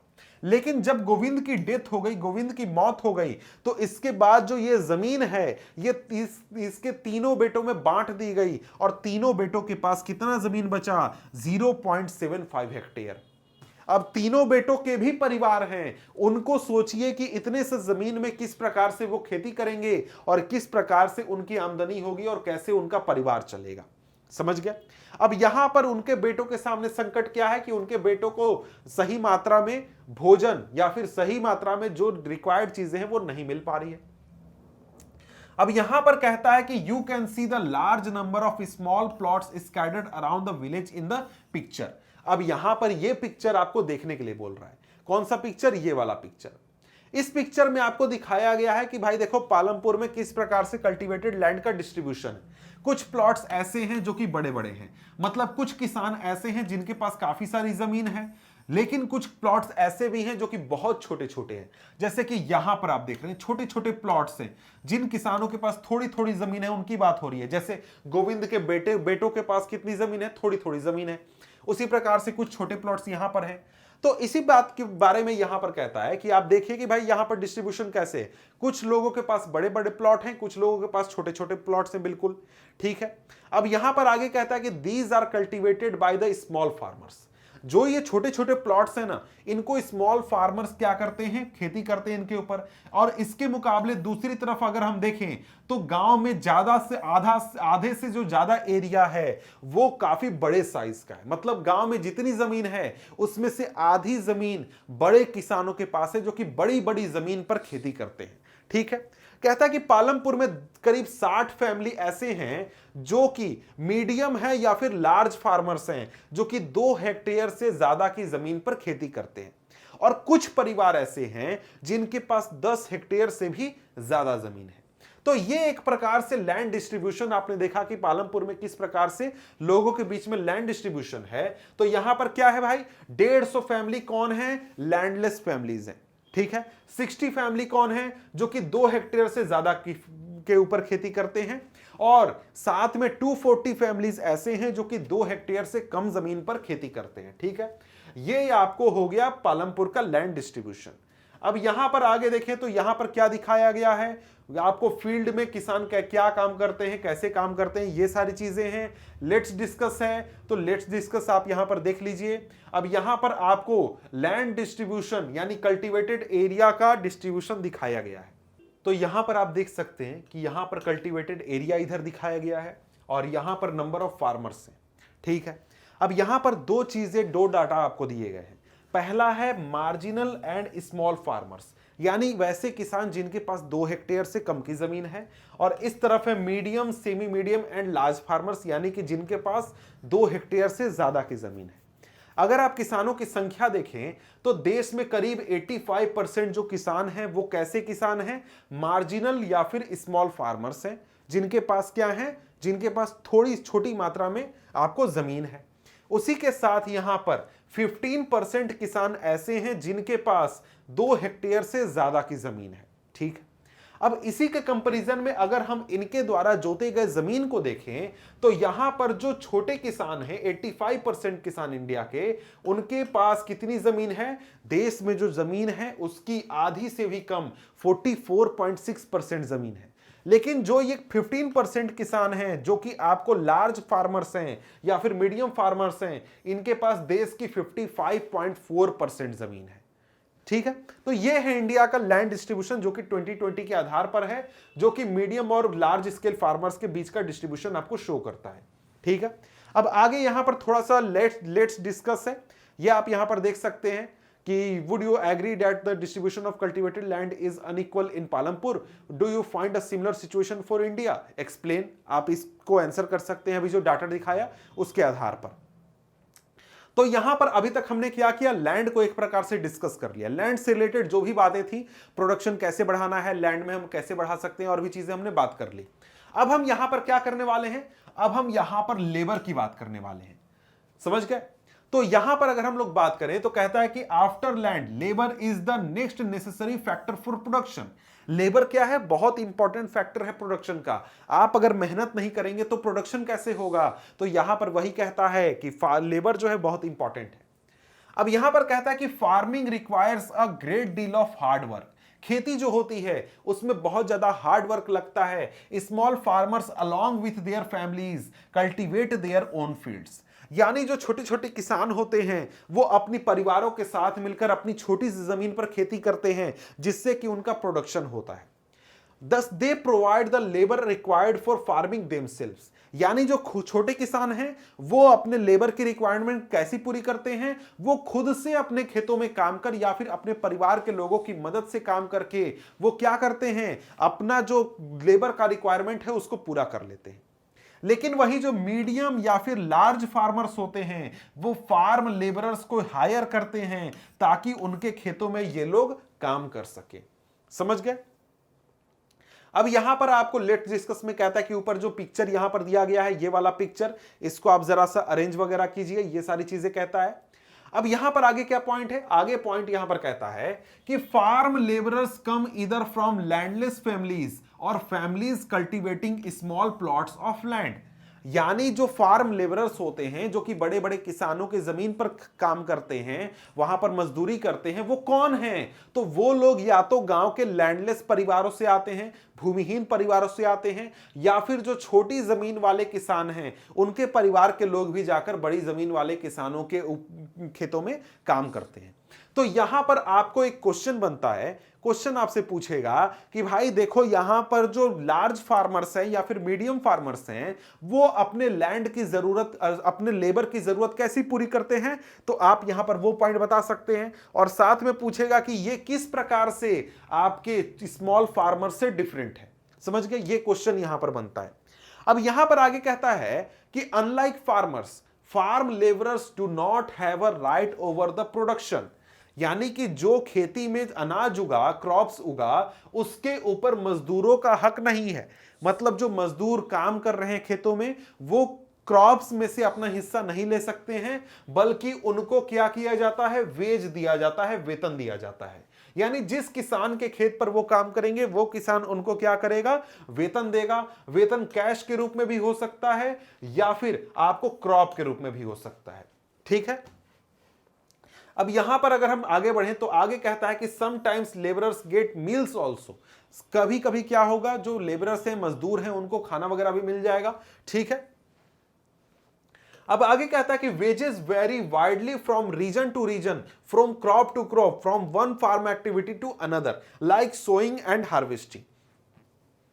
अब जैसे यहां पर अभी के समय में हमारे जो सरकार है, सरकार ने यह तय करके रखा है कि एक आदमी को कम से कम कितना वेतन मिलना चाहिए, लेकिन यहां पर जब लोग काम करते हैं तो लोगों का वेतन एक फिक्स नहीं होता है। अलग अलग सीजन में अलग अलग क्रॉप उगाने के समय अलग अलग काम करते हुए वेतन अलग अलग होता है। जैसे कि अगर आप सोइंग का काम करेंगे तो हो सकता है कम मिले, हार्वेस्टिंग में आपको वेतन ज्यादा मिले, आपको रबी सीजन में ज्यादा वेतन मिले, खरीफ सीजन में वेतन कम मिले। इस प्रकार की चीजें वहां पर हो सकती हैं, समझ गए। There is also a wide variation in the duration of employment. यहां पर एक और चीज है कि जो लोग हैं जिनको काम मिलता है उनको काम भी ऐसा नहीं है कि हमेशा मिलेगा, आपको अच्छी तरीके से मिलेगा, ऐसा नहीं होता है। बहुत समय काम नहीं मिलता है, बहुत समय काम मिलता है। अब कब काम मिलेगा, ये काम मिलेगा जब आपको खेती में कुछ वर्क रहे, जैसे या तो सोइंग का काम हो रहा है, हार्वेस्टिंग का काम हो रहा है, वीडिंग का काम हो रहा है, कुछ काम होगा तभी आपको जॉब मिलेगा, नहीं तो नहीं मिलेगा। और ये जो वेतन होता है ये डेली बेसिस पर या तो इनको हायर किया जाता है या फिर पूरे साल के लिए हायर किया जाता है या फिर कुछ एक काम के लिए हायर किया जाए। जैसे हार्वेस्टिंग करना है तो हार्वेस्टिंग कई दिनों तक चलेगा तो कई दिनों तक हायर कर लिया, इस प्रकार से होता है। अब यहां पर एक व्यक्ति के बारे में बात किया जा रहा है, डाला के बारे में। अब डाला के बारे में बात करने से पहले हम लोग क्या करते हैं, डाला और साथ में रामकली, जो कि एक प्रकार से गांव के सबसे गरीब में से आते हैं, उनकी बातचीत को देख लेते हैं, उनके बातचीत को समझ लेते हैं। ठीक है, अब कहता है कि it is difficult to find work these days, only the large farmers hire us and that for very limited number of days. अब यहां पर जो डाला है वो एक मजदूर है जो कि मजदूरी का काम करता है। वो कह रहा है कि भाई इन दिनों काम खोजना बहुत मुश्किल है, क्योंकि जो बड़े किसान हैं वही हमको नौकरी पर रखते हैं और वो भी बहुत थोड़े दिनों के लिए रखते हैं। और वही यहां पर जो रामकली है वो कहती है कि Ghanshyam the large farmer has just bought a harvester. Ghanshyam जो कि एक बड़ा किसान है, उसने अभी अभी हार्वेस्टर खरीदा है, तो उसकी वजह से हमको अब और भी कम काम मिलेगा और उसके साथ ही मुझे वेतन भी, आमदनी भी कम होगी। ये यहां पर रामकली का कहना है। और कहना है कि पिछले साल मैंने सिर्फ 5 महीने पूरे साल में काम किया था, बस उतना ही मुझे काम मिला था। तो यहां पर डाला कहता है कि देखो अभी के समय में यहां पर क्या है, हम लोग ट्रैक्टर्स का यूज कर रहे हैं प्लाविंग के लिए, हार्वेस्टर का यूज कर रहे हैं हार्वेस्टिंग के लिए, थ्रेसिंग के लिए थ्रेशर का यूज कर रहे हैं, वीड्स को रिमूव करने के लिए वीडिसाइड का यूज हो रहा है। तो भाई हम लोगों को हायर कौन करेगा, हमारी जरूरत क्या है, समझ गया। तो यहां पर आगे रामकली कहती कि this year I will have to look for work in the brick making unit in Raiganj. इस साल मुझे काम की तलाश में जाकर रायगंज जाना पड़ेगा, जहां पर ईंट बनाने की फैक्ट्री में जाकर मैं काम खोजूंगी। वहीं यहां पर जो डाला है वो कहता है कि आई ओ द लोकल मनी लेंडर 2000, मतलब जो एक साहूकार है उसके पास 2000 की उधारी है, मैंने 1000 पिछले साल लिया था जब मेरे पास काम नहीं था, अब उसको मैं पैसे कैसे लौटाऊंगा, ये सारी बातें। अब यहां पर मेन मुद्दा आपको क्या समझ में आ रहा है, मेन मुद्दा समझ में यह आ रहा है कि जो यहां पर लैंडलेस लोग हैं उनके सामने क्या परेशानी है कि भाई उनको काम नहीं मिलने पा रहा है। भले ही उनको मजदूरी कम मिले ज्यादा मिले वो अलग बात है, लेकिन उनको काम ही नहीं मिल रहा है। क्यों काम नहीं मिल रहा है भाई, क्योंकि मॉडर्न फार्मिंग टेक्नोलॉजीज आने की वजह से हर काम को एक प्रकार से मशीनों से किया जा रहा है, तो मैनुअल लेबर की उतनी ज्यादा जरूरत नहीं है। ठीक है, कहता है कि Dala is a landless farm labourer who works on daily wages in Palampur. This means he must regularly look for work. वो डेली वेजेस पर ही टिका हुआ है, उसकी रोजी रोटी परिवार डेली वेजेस पर चलता है। जिस दिन उसको काम मिलेगा पैसा मिलेगा, जिस दिन काम नहीं मिलेगा पैसा नहीं मिलेगा। The minimum wages for farm labourer set by the government is ₹300 per day. ये 2019 का डाटा है, लेकिन डाला को सिर्फ एक दिन का 160 रुपए मिलता है। आप बोलेगा सर क्यों मिलता है, 300 मिलना चाहिए, सरकार ने कहा है। तो भाई देखो, सरकार हर जगह जाकर निगरानी नहीं रख सकती है, तो कहीं पर अगर कोई कुछ ऐसा कर रहा है तो उसको पकड़ना बहुत मुश्किल होता है। ठीक है, आगे कहता है कि there is heavy competition for work among the farm laborers in Palampur, so people agree to work for lower wages। क्यों वो कम पर काम कर रहा है, आपको पता चला क्यों वो 160 पर काम कर रहा है? क्योंकि पालमपुर में काम करने वाले लोगों की संख्या बहुत ज्यादा है, मजदूरों के बीच में कंपटीशन है। कोई बोलेगा कि मैं 200 में काम करूंगा, दूसरा आदमी आके बोलेगा मैं 180 में कर दूंगा, तीसरा आके बोल देगा 160 में कर दूंगा। तो इसलिए यहां पर क्या होता है, यहां पर 160 रुपए में यह काम करने के लिए तैयार हो जाता है, बहुत ज्यादा कंपटीशन है इसलिए। अब डाला जो है अपना सिचुएशन रामकली से बताता है, जो कि दूसरी एक प्रकार की मजदूर है। ये लोग गांव के सबसे गरीब लोगों में आते हैं, जो कि कन्वर्सेशन मैंने आपको ऊपर दिखा दिया। अब लेट्स डिस्कस यहां पर है, इसमें वही क्वेश्चन वगैरह है। तो कहता है कि why are farm labourers like Dala and Ramkali poor, ये लोग क्यों पुअर हैं? इसका आंसर आपको खुद से पढ़कर खोजकर लिखना है। अब यहां पर बिहार के 2 गांवों के बारे में बताया है, इसके बारे में आप जरा सा देख लीजिए, पढ़ लीजिए। इसके बाद हमारे सामने आता है टॉपिक नंबर 6 क्या है, the capital needed for farming, needed in farming.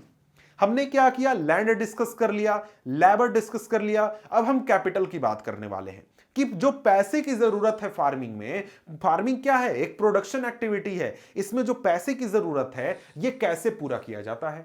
ठीक है, तो कहता है कि you have already seen that the modern farming methods required a great deal of capital. आपने अभी तक देख लिया कि जो मॉडर्न फार्मिंग टेक्नोलॉजी है, मॉडर्न फार्मिंग मेथड है, उसमें बहुत पैसे लगते हैं। क्यों पैसे लगते हैं भाई? आपको HYV सीड्स खरीदने हैं, आपको इरिगेशन करने के लिए पंप सेट खरीदना है, बिजली कनेक्शन लेना है, बिजली बिल देना है। ठीक है, आपको वीडिसाइड्स खरीदने हैं, पेस्टिसाइड खरीदने हैं, फर्टिलाइजर खरीदने हैं, सभी चीजें करने में ना आपको बहुत पैसा लगता है। साथ में आप बहुत सारे मशीन खरीदेंगे, जैसे आपने ट्रैक्टर खरीदा, हार्वेस्टर खरीदा या कोई भी मशीन खरीदेंगे, उसमें बहुत पैसे लगेंगे। तो मतलब क्या है, मतलब कि मॉडर्न फार्मिंग मेथड जो है वो बहुत कैपिटल का रिक्वायरमेंट है उसमें, ठीक है। अब यहां पर आगे कहता है कि so that the farmer now needs more money than before. पहले जब ट्रेडिशनल तरीका अपनाया जाता था तो ट्रेडिशनल सीड्स यूज होते थे, सीड खरीदने की जरूरत नहीं थी, वहां पर काउ डंग का या फिर नेचुरल मेन्योर का यूज होता था, तो उससे भी कोई प्रॉब्लम नहीं होता था। तो लेकिन अब यहां पर बहुत पैसे इन्वेस्ट करने होते हैं, ठीक है। अब यहां पर आगे कहता है कि most small farmers have to borrow money to arrange for the capital. पहली बात कि जो गरीब किसान है, स्मॉल किसान है, वो अपने कैपिटल की जरूरत को कैसे पूरा करते हैं, तो वो लोग क्या करते हैं, मनी बोरो करते हैं, उधार लेते हैं अपनी जरूरत को पूरा करने के लिए। दे बोरो फ्रॉम लार्ज फार्मर्स और द विलेज मनी लेंडर्स और the traders who supply various input for cultivation. उधार कहां से लेते हैं भाई, तो या तो बड़े किसान से, या तो मनी लेंडर से, साहूकार से, या फिर वैसे ट्रेडर से जिनको की अपना सामान ये लोग बेचने वाले हैं। जैसे कोई वीट की खेती कर रहा है, वीट का जो व्यापारी है उससे पैसे ले लिया कि हाँ भैया दे दो पैसे, जब वीट उग जाएगा तो मैं तुमको वीट बेच दूंगा। इस प्रकार से यहां पर यह ट्रेड होता है। The rate of interest on such loans is very high. यहां पर जो लोन का जो इंटरेस्ट रेट है वो काफी हाई है। They are put to great distress to repay the loan. इन लोगों को पैसे चुकाने से में बहुत तकलीफ होती है, बहुत तकलीफों का सामना करना पड़ता है। अब यहां पर एक सविता की कहानी है। सविता क्या है, एक छोटी किसान है, मतलब उसके पास ज्यादा जमीन नहीं है परिवार के पास। वो क्या करती है, वो अपने 1 हेक्टेयर जमीन पर वीट उगाने की तैयारी करती है कि हाँ चलो ठीक है, इस साल मैं वीट की खेती करूंगी। उसको सीड्स खरीदने हैं, कौन से सीड्स, HYV सीड्स खरीदने हैं, फर्टिलाइजर खरीदने हैं, पेस्टिसाइड खरीदने हैं, इसके साथ ही वाटर इरिगेशन के लिए जो पंप सेट वगैरह है उसको रिपेयर करने के लिए पैसे चाहिए। तो इन सभी चीजों में उसको क्या चाहिए भाई, कैपिटल चाहिए। और उसने अंदाजा लगाया कि उसको करीब 3,000 रुपए का कैपिटल चाहिए। मतलब 3,000 रुपए अगर उसको मिलेंगे तो वो अपने कैपिटल की जो नीड है वो पूरी कर लेगी, ठीक है। अब यहां पर उसके पास पैसे नहीं है तो वो चाहती है कि वो उसको क्या मिल जाए, उधार मिल जाए। कहां से, तेजपाल सिंह से, ठीक है। अब वो तेजपाल सिंह के पास जाती है। तेजपाल सिंह एक बड़ा किसान है जिसके पास बहुत ज्यादा जमीन है, ठीक है। अब यहां पर जो तेजपाल सिंह है वो बोलता है कि हाँ ठीक है, जाओ पैसे ले लो, तुमको मैं 3,000 रुपए देता हूं, लेकिन जो इंटरेस्ट होगा वो 24% होगा 4 महीनों के लिए, जो कि बहुत ज्यादा हाई इंटरेस्ट रेट है, इतना होता नहीं है, ठीक है। अब सविता जो है उसको ये इंटरेस्ट देना है, साथ में एक और कंडीशन है। कंडीशन ये है कि यहां पर जो सविता है वो एक प्रकार से काम करेगी तेजपाल सिंह के जमीन पर, खेतों पर काम करेगी। कितने पैसे पर, 100 रुपए प्रतिदिन पर। अब यहां पर भी सविता को कम पैसे मिल रहे हैं। तो सविता जो है इन दोनों कंडीशंस को देखते हुए कि हाँ भैया दोनों कंडीशन खराब हैं, फिर भी एक्सेप्ट कर लेती है। क्यों, क्योंकि सविता जानती है कि उसको बहुत ज्यादा मेहनत करना होगा। क्यों, क्योंकि देखो, अगर वो इस तेजपाल सिंह के जमीन पर काम ना करे, अगर वो ये पैसे 24% पर ना ले, तो वो अपने जमीन पर भी खेती नहीं करने पाएगी। इसीलिए वो क्या करती है, एग्री कर जाती है और बोलती है कि हाँ ठीक है, पैसे दे दो, मैं तुम्हारे खेत पर भी काम कर दूंगी, मैं अपने खेत पर भी काम कर लूंगी। और इस प्रकार से ये एग्री हो जाती है। क्यों एग्री हो जाती है, क्योंकि यहां पर सविता के पास पैसे नहीं है, और सविता के पास पैसे नहीं है तो वो पैसे की जरूरत को पूरा करने के लिए इन सारे कंडीशंस को एक्सेप्ट कर लेती है। और इससे सफर एक प्रकार से होता है सविता का परिवार, क्योंकि उसके 3 बच्चे हैं, तीनों को ख्याल रखना भी उसकी ही जिम्मेदारी है, ठीक है। अब यहां पर आगे सेकंड पॉइंट क्या कहता है कि यहां पर हमने छोटे किसानों की तो बात कर ली, लेकिन जो मीडियम साइज के किसान हैं या फिर लार्ज किसान हैं, बड़े जमीन वाले जो किसान हैं, वो उनको इस प्रकार की कोई टेंशन नहीं है कैपिटल की। क्यों, क्योंकि उनके पास ज्यादा जमीन है, ज्यादा जमीन होने की वजह से उनके पास खेती ज्यादा होती है, उनका प्रोडक्शन ज्यादा है, इसलिए वो ज्यादा में से थोड़ा सा रख के ज्यादा बेचते हैं, जिससे कि उनको क्या मिलता है? पैसे मिलते हैं। उनके पास पैसे ज्यादा हैं, इसलिए उनको जब भी एग्रीकल्चर करना होता है तो वो अपने सेविंग्स से, अपने बचाए हुए पैसे से पैसे इस्तेमाल करके एग्रीकल्चर कर सकते हैं और इस प्रकार से वो अपने कैपिटल्स की जरूरत को पूरा कर सकते हैं। अब यहां पर आगे है, let's discuss the story so far. अभी तक जो कहानी है उसको एक प्रकार से फिल इन द ब्लैंक्स के रूप में देखते हैं। तो यहां पर कहा गया कि हमने देखा कि 3 फैक्टर्स होते हैं प्रोडक्शन के, लैंड, लेबर, कैपिटल, ठीक है। और उसके बारे में यहां पर फिल इन द ब्लैंक्स आपको भरना है। अब यहां पर देखिए क्या कहता है, यहां पर कहता है कि we found that labour is the most abundant factor of production. There are many people who are willing to work as farm laborers in the villages, whereas the opportunities of work are limited. They belong to either landless families or small farmers. ठीक है, क्यों भाई? क्योंकि small farmer या फिर landless family ही खेतों में जाकर काम करते हैं। They are paid low wages and lead a difficult life, ठीक है। आगे कहता है कि इन कॉन्ट्रास्ट टू लेबर के कंपैरिजन में land is scarce factor of production. Cultivated land area is limited. Land area क्या है? कल्टिवेटेड लैंड एरिया लिमिटेड है। Moreover even the existing land is distributed unequally among the people engaged in farming. There are a large number of small farmers who cultivate small plots of land and live in क्या है भाई? live in conditions not much better than the landless farm laborers. To make the maximum use of existing land, farmers use multiple cropping and modern farming technologies, ठीक है, ये आप लिख सकते हैं। Both these have led to increase in production of crop. Modern farming methods require a great deal of capital. बहुत ज्यादा पैसे की जरूरत होती है। ये वाला हो गया। इसके बाद आगे बढ़े तो आगे क्या है? Though both land and capital are scarce, there is a basic difference between these two factors of production. Land is natural resource and capital is man made resource, ठीक है। इस प्रकार से सारा हमारा फिल इन द ब्लैंक्स हो गया। आगे हमारे सामने क्या है टॉपिक? आगे है topic number 7, sale of surplus farm production.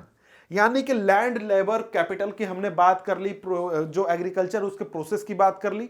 अब इसका जो सरप्लस प्रोडक्शन हुआ, मतलब कि अगर 10 केजी उगाया, 10 केजी में 2 केजी हमें जरूरत है, 8 केजी की हमें जरूरत नहीं है, तो 8 केजी क्या है? सरप्लस प्रोडक्शन है। तो उसको क्या करना है? अब जाकर बेच देना है, ठीक है। अब यहां पर कहता है कि let us suppose that the farmers have produced wheat on their land using the 3 factors of production. किसानों ने क्या किया? तीनों फैक्टर्स का यूज करके अच्छे से खेती की, अच्छे से एक प्रकार से प्रोडक्शन किया, ठीक है। The wheat is harvested and production is complete. What do the farmers do with the wheat? They retain a part of wheat for the family's consumption and sell the surplus wheat. जरूरत, परिवार को जितनी wheat की जरूरत है उसको अपने पास रख लिया, बाकी को जाकर बाजार में बेच दिया। Small farmers like Savita and Govind's son have little surplus wheat because their total production is small and from this is a substantial share is kept in for their family needs. जो छोटे छोटे किसान होते हैं उनकी जो जमीन है वो छोटी है, तो उनका प्रोडक्शन भी कम होता है, तो उनके पास सरप्लस व्हीट थोड़ा सा होता है, ज्यादा नहीं होता है। मतलब कि 10 केजी उगाया तो उसमें से 8 केजी उनको जरूरत है, 2 केजी बस है उनके पास बेचने के लिए। So it is the medium and large farmers who supply wheat to the market. यानी जो मीडियम साइज के किसान होते हैं या फिर जो बड़े किसान होते हैं वो बाजार में अपने क्रॉप्स को जाकर बेचते हैं, अपने जो चीजें हैं उनको जाकर बेचते हैं। आगे कहता है कि इन पिक्चर 1.1 यानी शुरू में जो पिक्चर था, you can see that the bullock cart streaming into the market, each carrying loads of wheat. The traders at the market buy the wheat and sell it further to shopkeepers in the town and cities. यहां पर क्या होता है कि जो यहां पर जो किसान है, बड़े किसान है, मीडियम किसान है, वो अपने क्रॉप्स को लेकर जाते हैं, अपने अनाज को लेकर जाते हैं बाजार में बुलॉक कार्ट्स की मदद से या फिर किसी और तरीके से, और वहां पर इसको ले जाकर बेचते हैं। वहां पर जो व्यापारी होते हैं इन क्रॉप्स को खरीदते हैं और उनको आगे जाकर शॉपकीपर्स के पास जाकर बेच देते हैं। ठीक है, अब यहां पर तेजपाल सिंह के पास बात करता है कि जो तेजपाल सिंह है वो बड़ा फार्मर है, उसके पास 350 क्विंटल्स जो है अनाज एक्स्ट्रा है, मतलब कि 350 इंटू 100 kg। ठीक है, ये इसके पास एक्स्ट्रा है, तो ये इसको जाकर बेच देता है रायगंज के मार्केट में और इसको बहुत अच्छा इनकम होता है। अब इन पैसे का तेजपाल सिंह क्या करेगा? तेजपाल सिंह क्या करता है, वो इन पैसे में से कुछ पैसे को जाकर बैंक में रख देता है, या फिर और बाकी जो पैसे बचे उससे ट्रैक्टर खरीद लेता है या फिर और भी जरूरत की चीजें खरीद लेता है। पिछले साल तेजपाल सिंह ने क्या किया था, जो बैंक में अपने एक्स्ट्रा पैसे थे उसको बैंक में रखा था और उससे वो सविता जैसे जो लोग हैं उनको कर्जा देने का भी काम करता है। ठीक है, अब यहां पर कहता है कि तेजपाल सिंह की तरह दूसरे जो आपको मीडियम साइज के फार्मर्स हैं वो भी अपने सरप्लस फार्म प्रोडक्ट को बेचते हैं, उससे वो पैसे जो भी उनको मिलते हैं उनको संभाल कर रखते हैं और अगले सीजन में उसका इस्तेमाल करते हैं, और इस तरीके से वो अगले सीजन में अपनी जो जरूरत है कैपिटल की उसको पूरा करते हैं। तो ये एक प्रकार से आपका क्या हो गया, फार्मिंग जो हो गया वो कंप्लीट हो गया। अब यहां पर नॉन फार्मिंग एक्टिविटीज की अब हम यहां पर बात करने वाले हैं, तो आइए जरा सा हम लोग नॉन फार्मिंग एक्टिविटीज को डिस्कस कर लेते हैं। तो हमने ये एक प्रकार से पढ़ लिया है कि जो पालमपुर गांव है, पालमपुर में मेन जो एक्टिविटी है, प्रोडक्शन एक्टिविटी, वो क्या है, फार्मिंग है।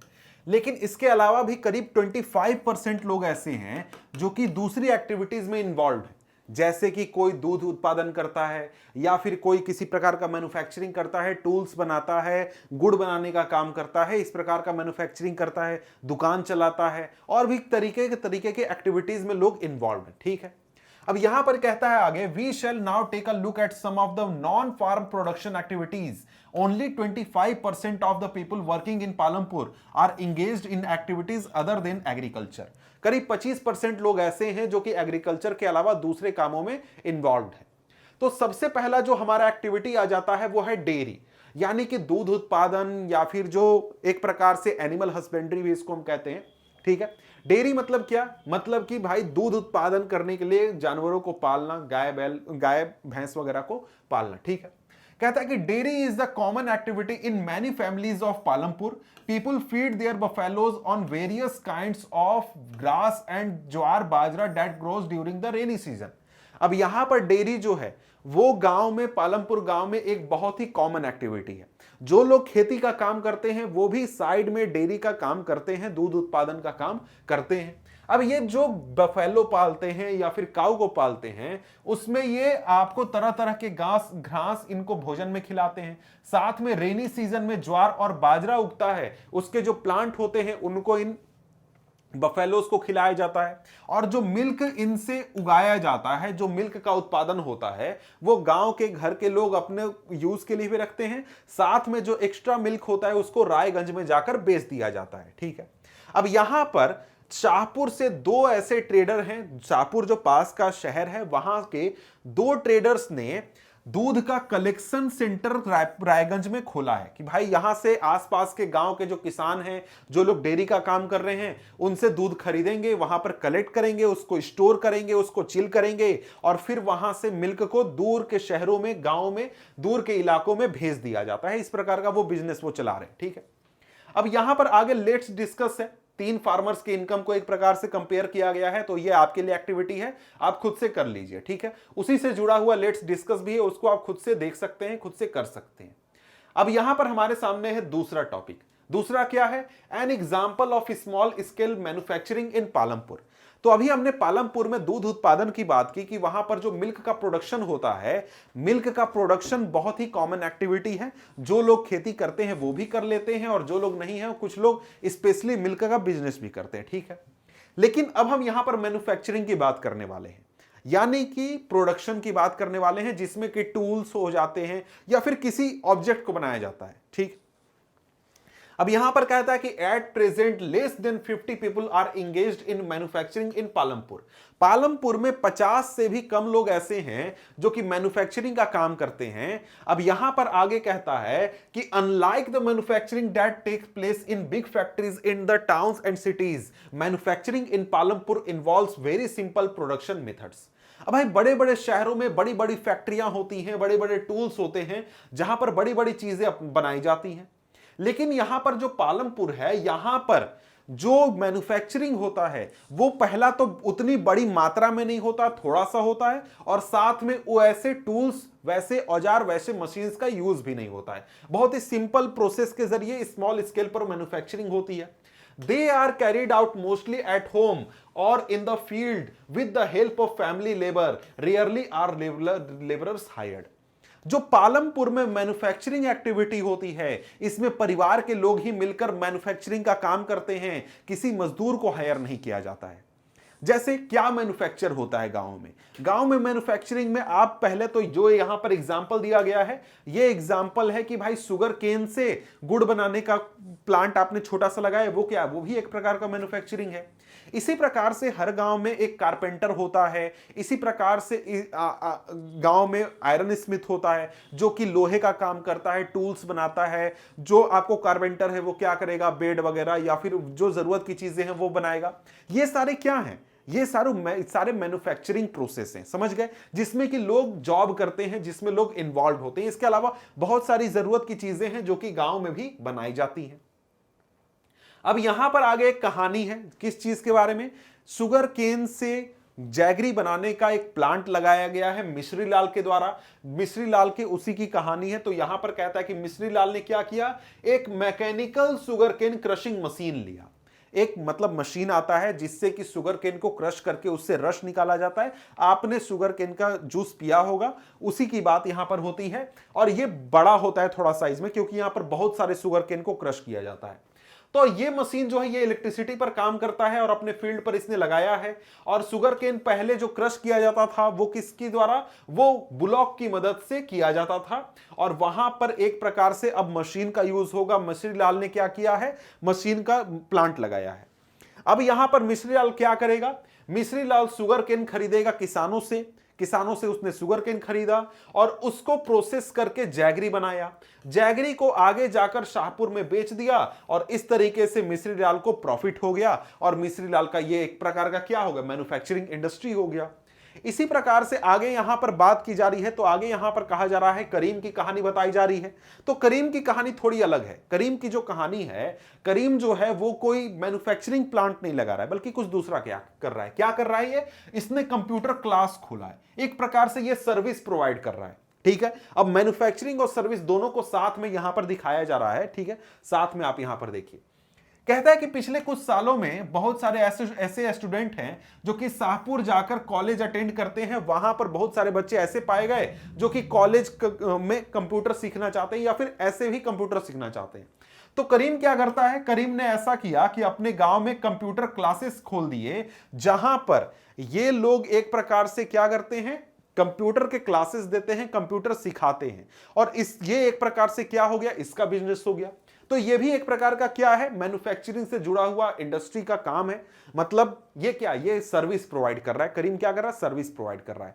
अब यहां पर लेट्स डिस्कस में क्वेश्चन सिंपल पूछता है कि in what way is Karim's capital and labour different from Mishri Lal. Mishri Lal से करीम का कैपिटल और लेबर किस प्रकार से डिफरेंट है। Why didn't someone start a computer centre earlier, किसी ने पहले कंप्यूटर सेंटर क्यों नहीं खोला, यह भी सवाल पूछता है। अब इसके बाद आगे बढ़े तो आगे हमारे सामने है टॉपिक नंबर 4, ट्रांसपोर्ट। ट्रांसपोर्ट क्या है, अ फास्ट डेवलपिंग सेक्टर। इसमें भी बहुत सारे लोग लगे हुए हैं, इसमें भी बहुत सारे लोग काम कर रहे हैं। अब यहां पर कहता है कि there are variety of vehicles on the road connecting Palampur to Raiganj. अब यहां पर पालमपुर की बात करें तो पालमपुर के हिसाब से ट्रांसपोर्ट क्या है भाई, ट्रांसपोर्ट वैसे भी तो वही चीज है जो पालमपुर में है कि भाई लोग गाड़ियों से एक जगह दूसरी जगह जा रहे हैं तो वो क्या यूज कर रहे हैं, ट्रांसपोर्ट। जैसे कि आप बस में बैठकर कहीं जाते हैं तो वो क्या है, बस जो चल रही है वो क्या है, ट्रांसपोर्ट का मीडियम है। उसी प्रकार से ट्रक है जिसमें कि सामान लोड कर होकर एक जगह से दूसरी जगह जाता है तो वो भी क्या है, ट्रांसपोर्ट। रेल चलती है तो क्या होता है, ट्रांसपोर्टेशन। तो यही ट्रांसपोर्ट की बात हो रही है, मतलब कि लोगों को एक जगह से दूसरी जगह पहुंचाने का जो एक काम है, जॉब है, उसी की बात हो रही है। सामानों को लेकर आने जाने का जो काम है उसकी बात हो रही है। तो यही कहता है कि अगर आप पालमपुर से रायगंज के बीच में रोड को देखें तो वहां पर बहुत तरीके की गाड़ियां, बहुत सारी गाड़ियां चलती हैं। जैसे रिक्शा चलता है, रिक्शे वाला होते हैं, टोंगे वाला होते हैं, जीप चलता है, ट्रैक्टर चलता है, ट्रक होता है, या फिर और भी गाड़ियां चलती हैं। तो इन सभी गाड़ियों को जो चलाने वाले लोग हैं ना, वो ट्रांसपोर्ट में काम कर रहे हैं, ट्रांसपोर्ट बिजनेस में काम कर रहे हैं। ठीक है, आगे कहता है कि the traditional bullock cart and bogey are people in the transport services. ये सारे लोग ट्रांसपोर्ट सर्विसेज में हैं। They ferry people and goods from one place to another and in return get paid for it. यहां पर ये जो लोग हैं, ये लोगों को एक जगह से दूसरी जगह पहुंचाते हैं या सामानों को एक जगह से दूसरी जगह पहुंचाते हैं, बदले में इनको पैसे मिलते हैं, बदले में इनको जॉब मिलते हैं। कहता है कि the number of people involved in transport has grown over the last several years. पिछले कुछ सालों में यहां पर जो लोग हैं जो कि काम कर रहे थे ट्रांसपोर्ट में, उनकी संख्या काफी बढ़ चुकी है। अब यहां पर उदाहरण के लिए एक उदाहरण दिया गया है किशोर का। किशोर एक फार्म लेबरर है, फार्म में लेबर का काम करता है, मजदूरी करता है। दूसरे लोगों की तरह इसको भी अपने परिवार की रोजी रोटी चलाने में तकलीफ होती है, क्योंकि इसको वेजेस कम मिलते हैं और जॉब बहुत कम मिलता है। कुछ साल पहले किशोर क्या करता है, एक लोन लेता है बैंक से, और इस लोन के तहत उसको क्या होता है, मतलब सस्ता लोन सरकार से मिलता है, और इसकी लोन के तहत वो क्या करता है, बफेलो खरीदता है, और उस बफेलो से दूध निकालकर वो दूध बेचता है, और उस दूध से इसको आमदनी कुछ हो जाती है। इसके साथ साथ वो क्या करता है, आगे चलकर वो एक वुडन कार्ट इस बफेलो से अटैच कर देता है और उससे ट्रांसपोर्टेशन का काम शुरू करता है, सामानों को एक जगह से दूसरी जगह पहुंचाने का काम शुरू करता है।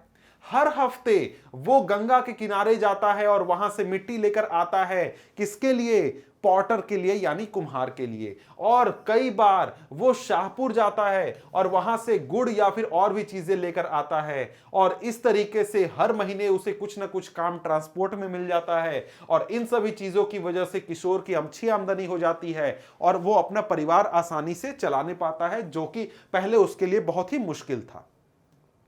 अब यहां पर लेट्स डिस्कस में पूछता है कि भाई किशोर का फिक्स्ड कैपिटल क्या है। आप एक प्रकार से वर्किंग कैपिटल के बारे में क्या सोचते हैं, किशोर के वर्किंग कैपिटल के बारे में, वो कितने प्रोडक्शन एक्टिविटीज में इन्वॉल्व है, और बेटर रोड की वजह से किशोर को क्या फायदा हुआ है, यह भी सवाल पूछा जा रहा है। तो ये सारे आप आंसर कर सकते हैं क्योंकि आपने एनसीईआरटी के लाइन बाय लाइन को अच्छी तरीके से पढ़ लिया है। अब यहां पर चैप्टर का समरी है। भाई समरी आपको पढ़ना है समझने के लिए भी कि भाई चैप्टर क्या कह रहा है। शॉर्ट में आप समझना चाहते हैं तो पढ़ सकते हैं, और यहां पर चैप्टर के एक्सरसाइजेस हैं जो कि इस वीडियो में हम कर नहीं रहे हैं।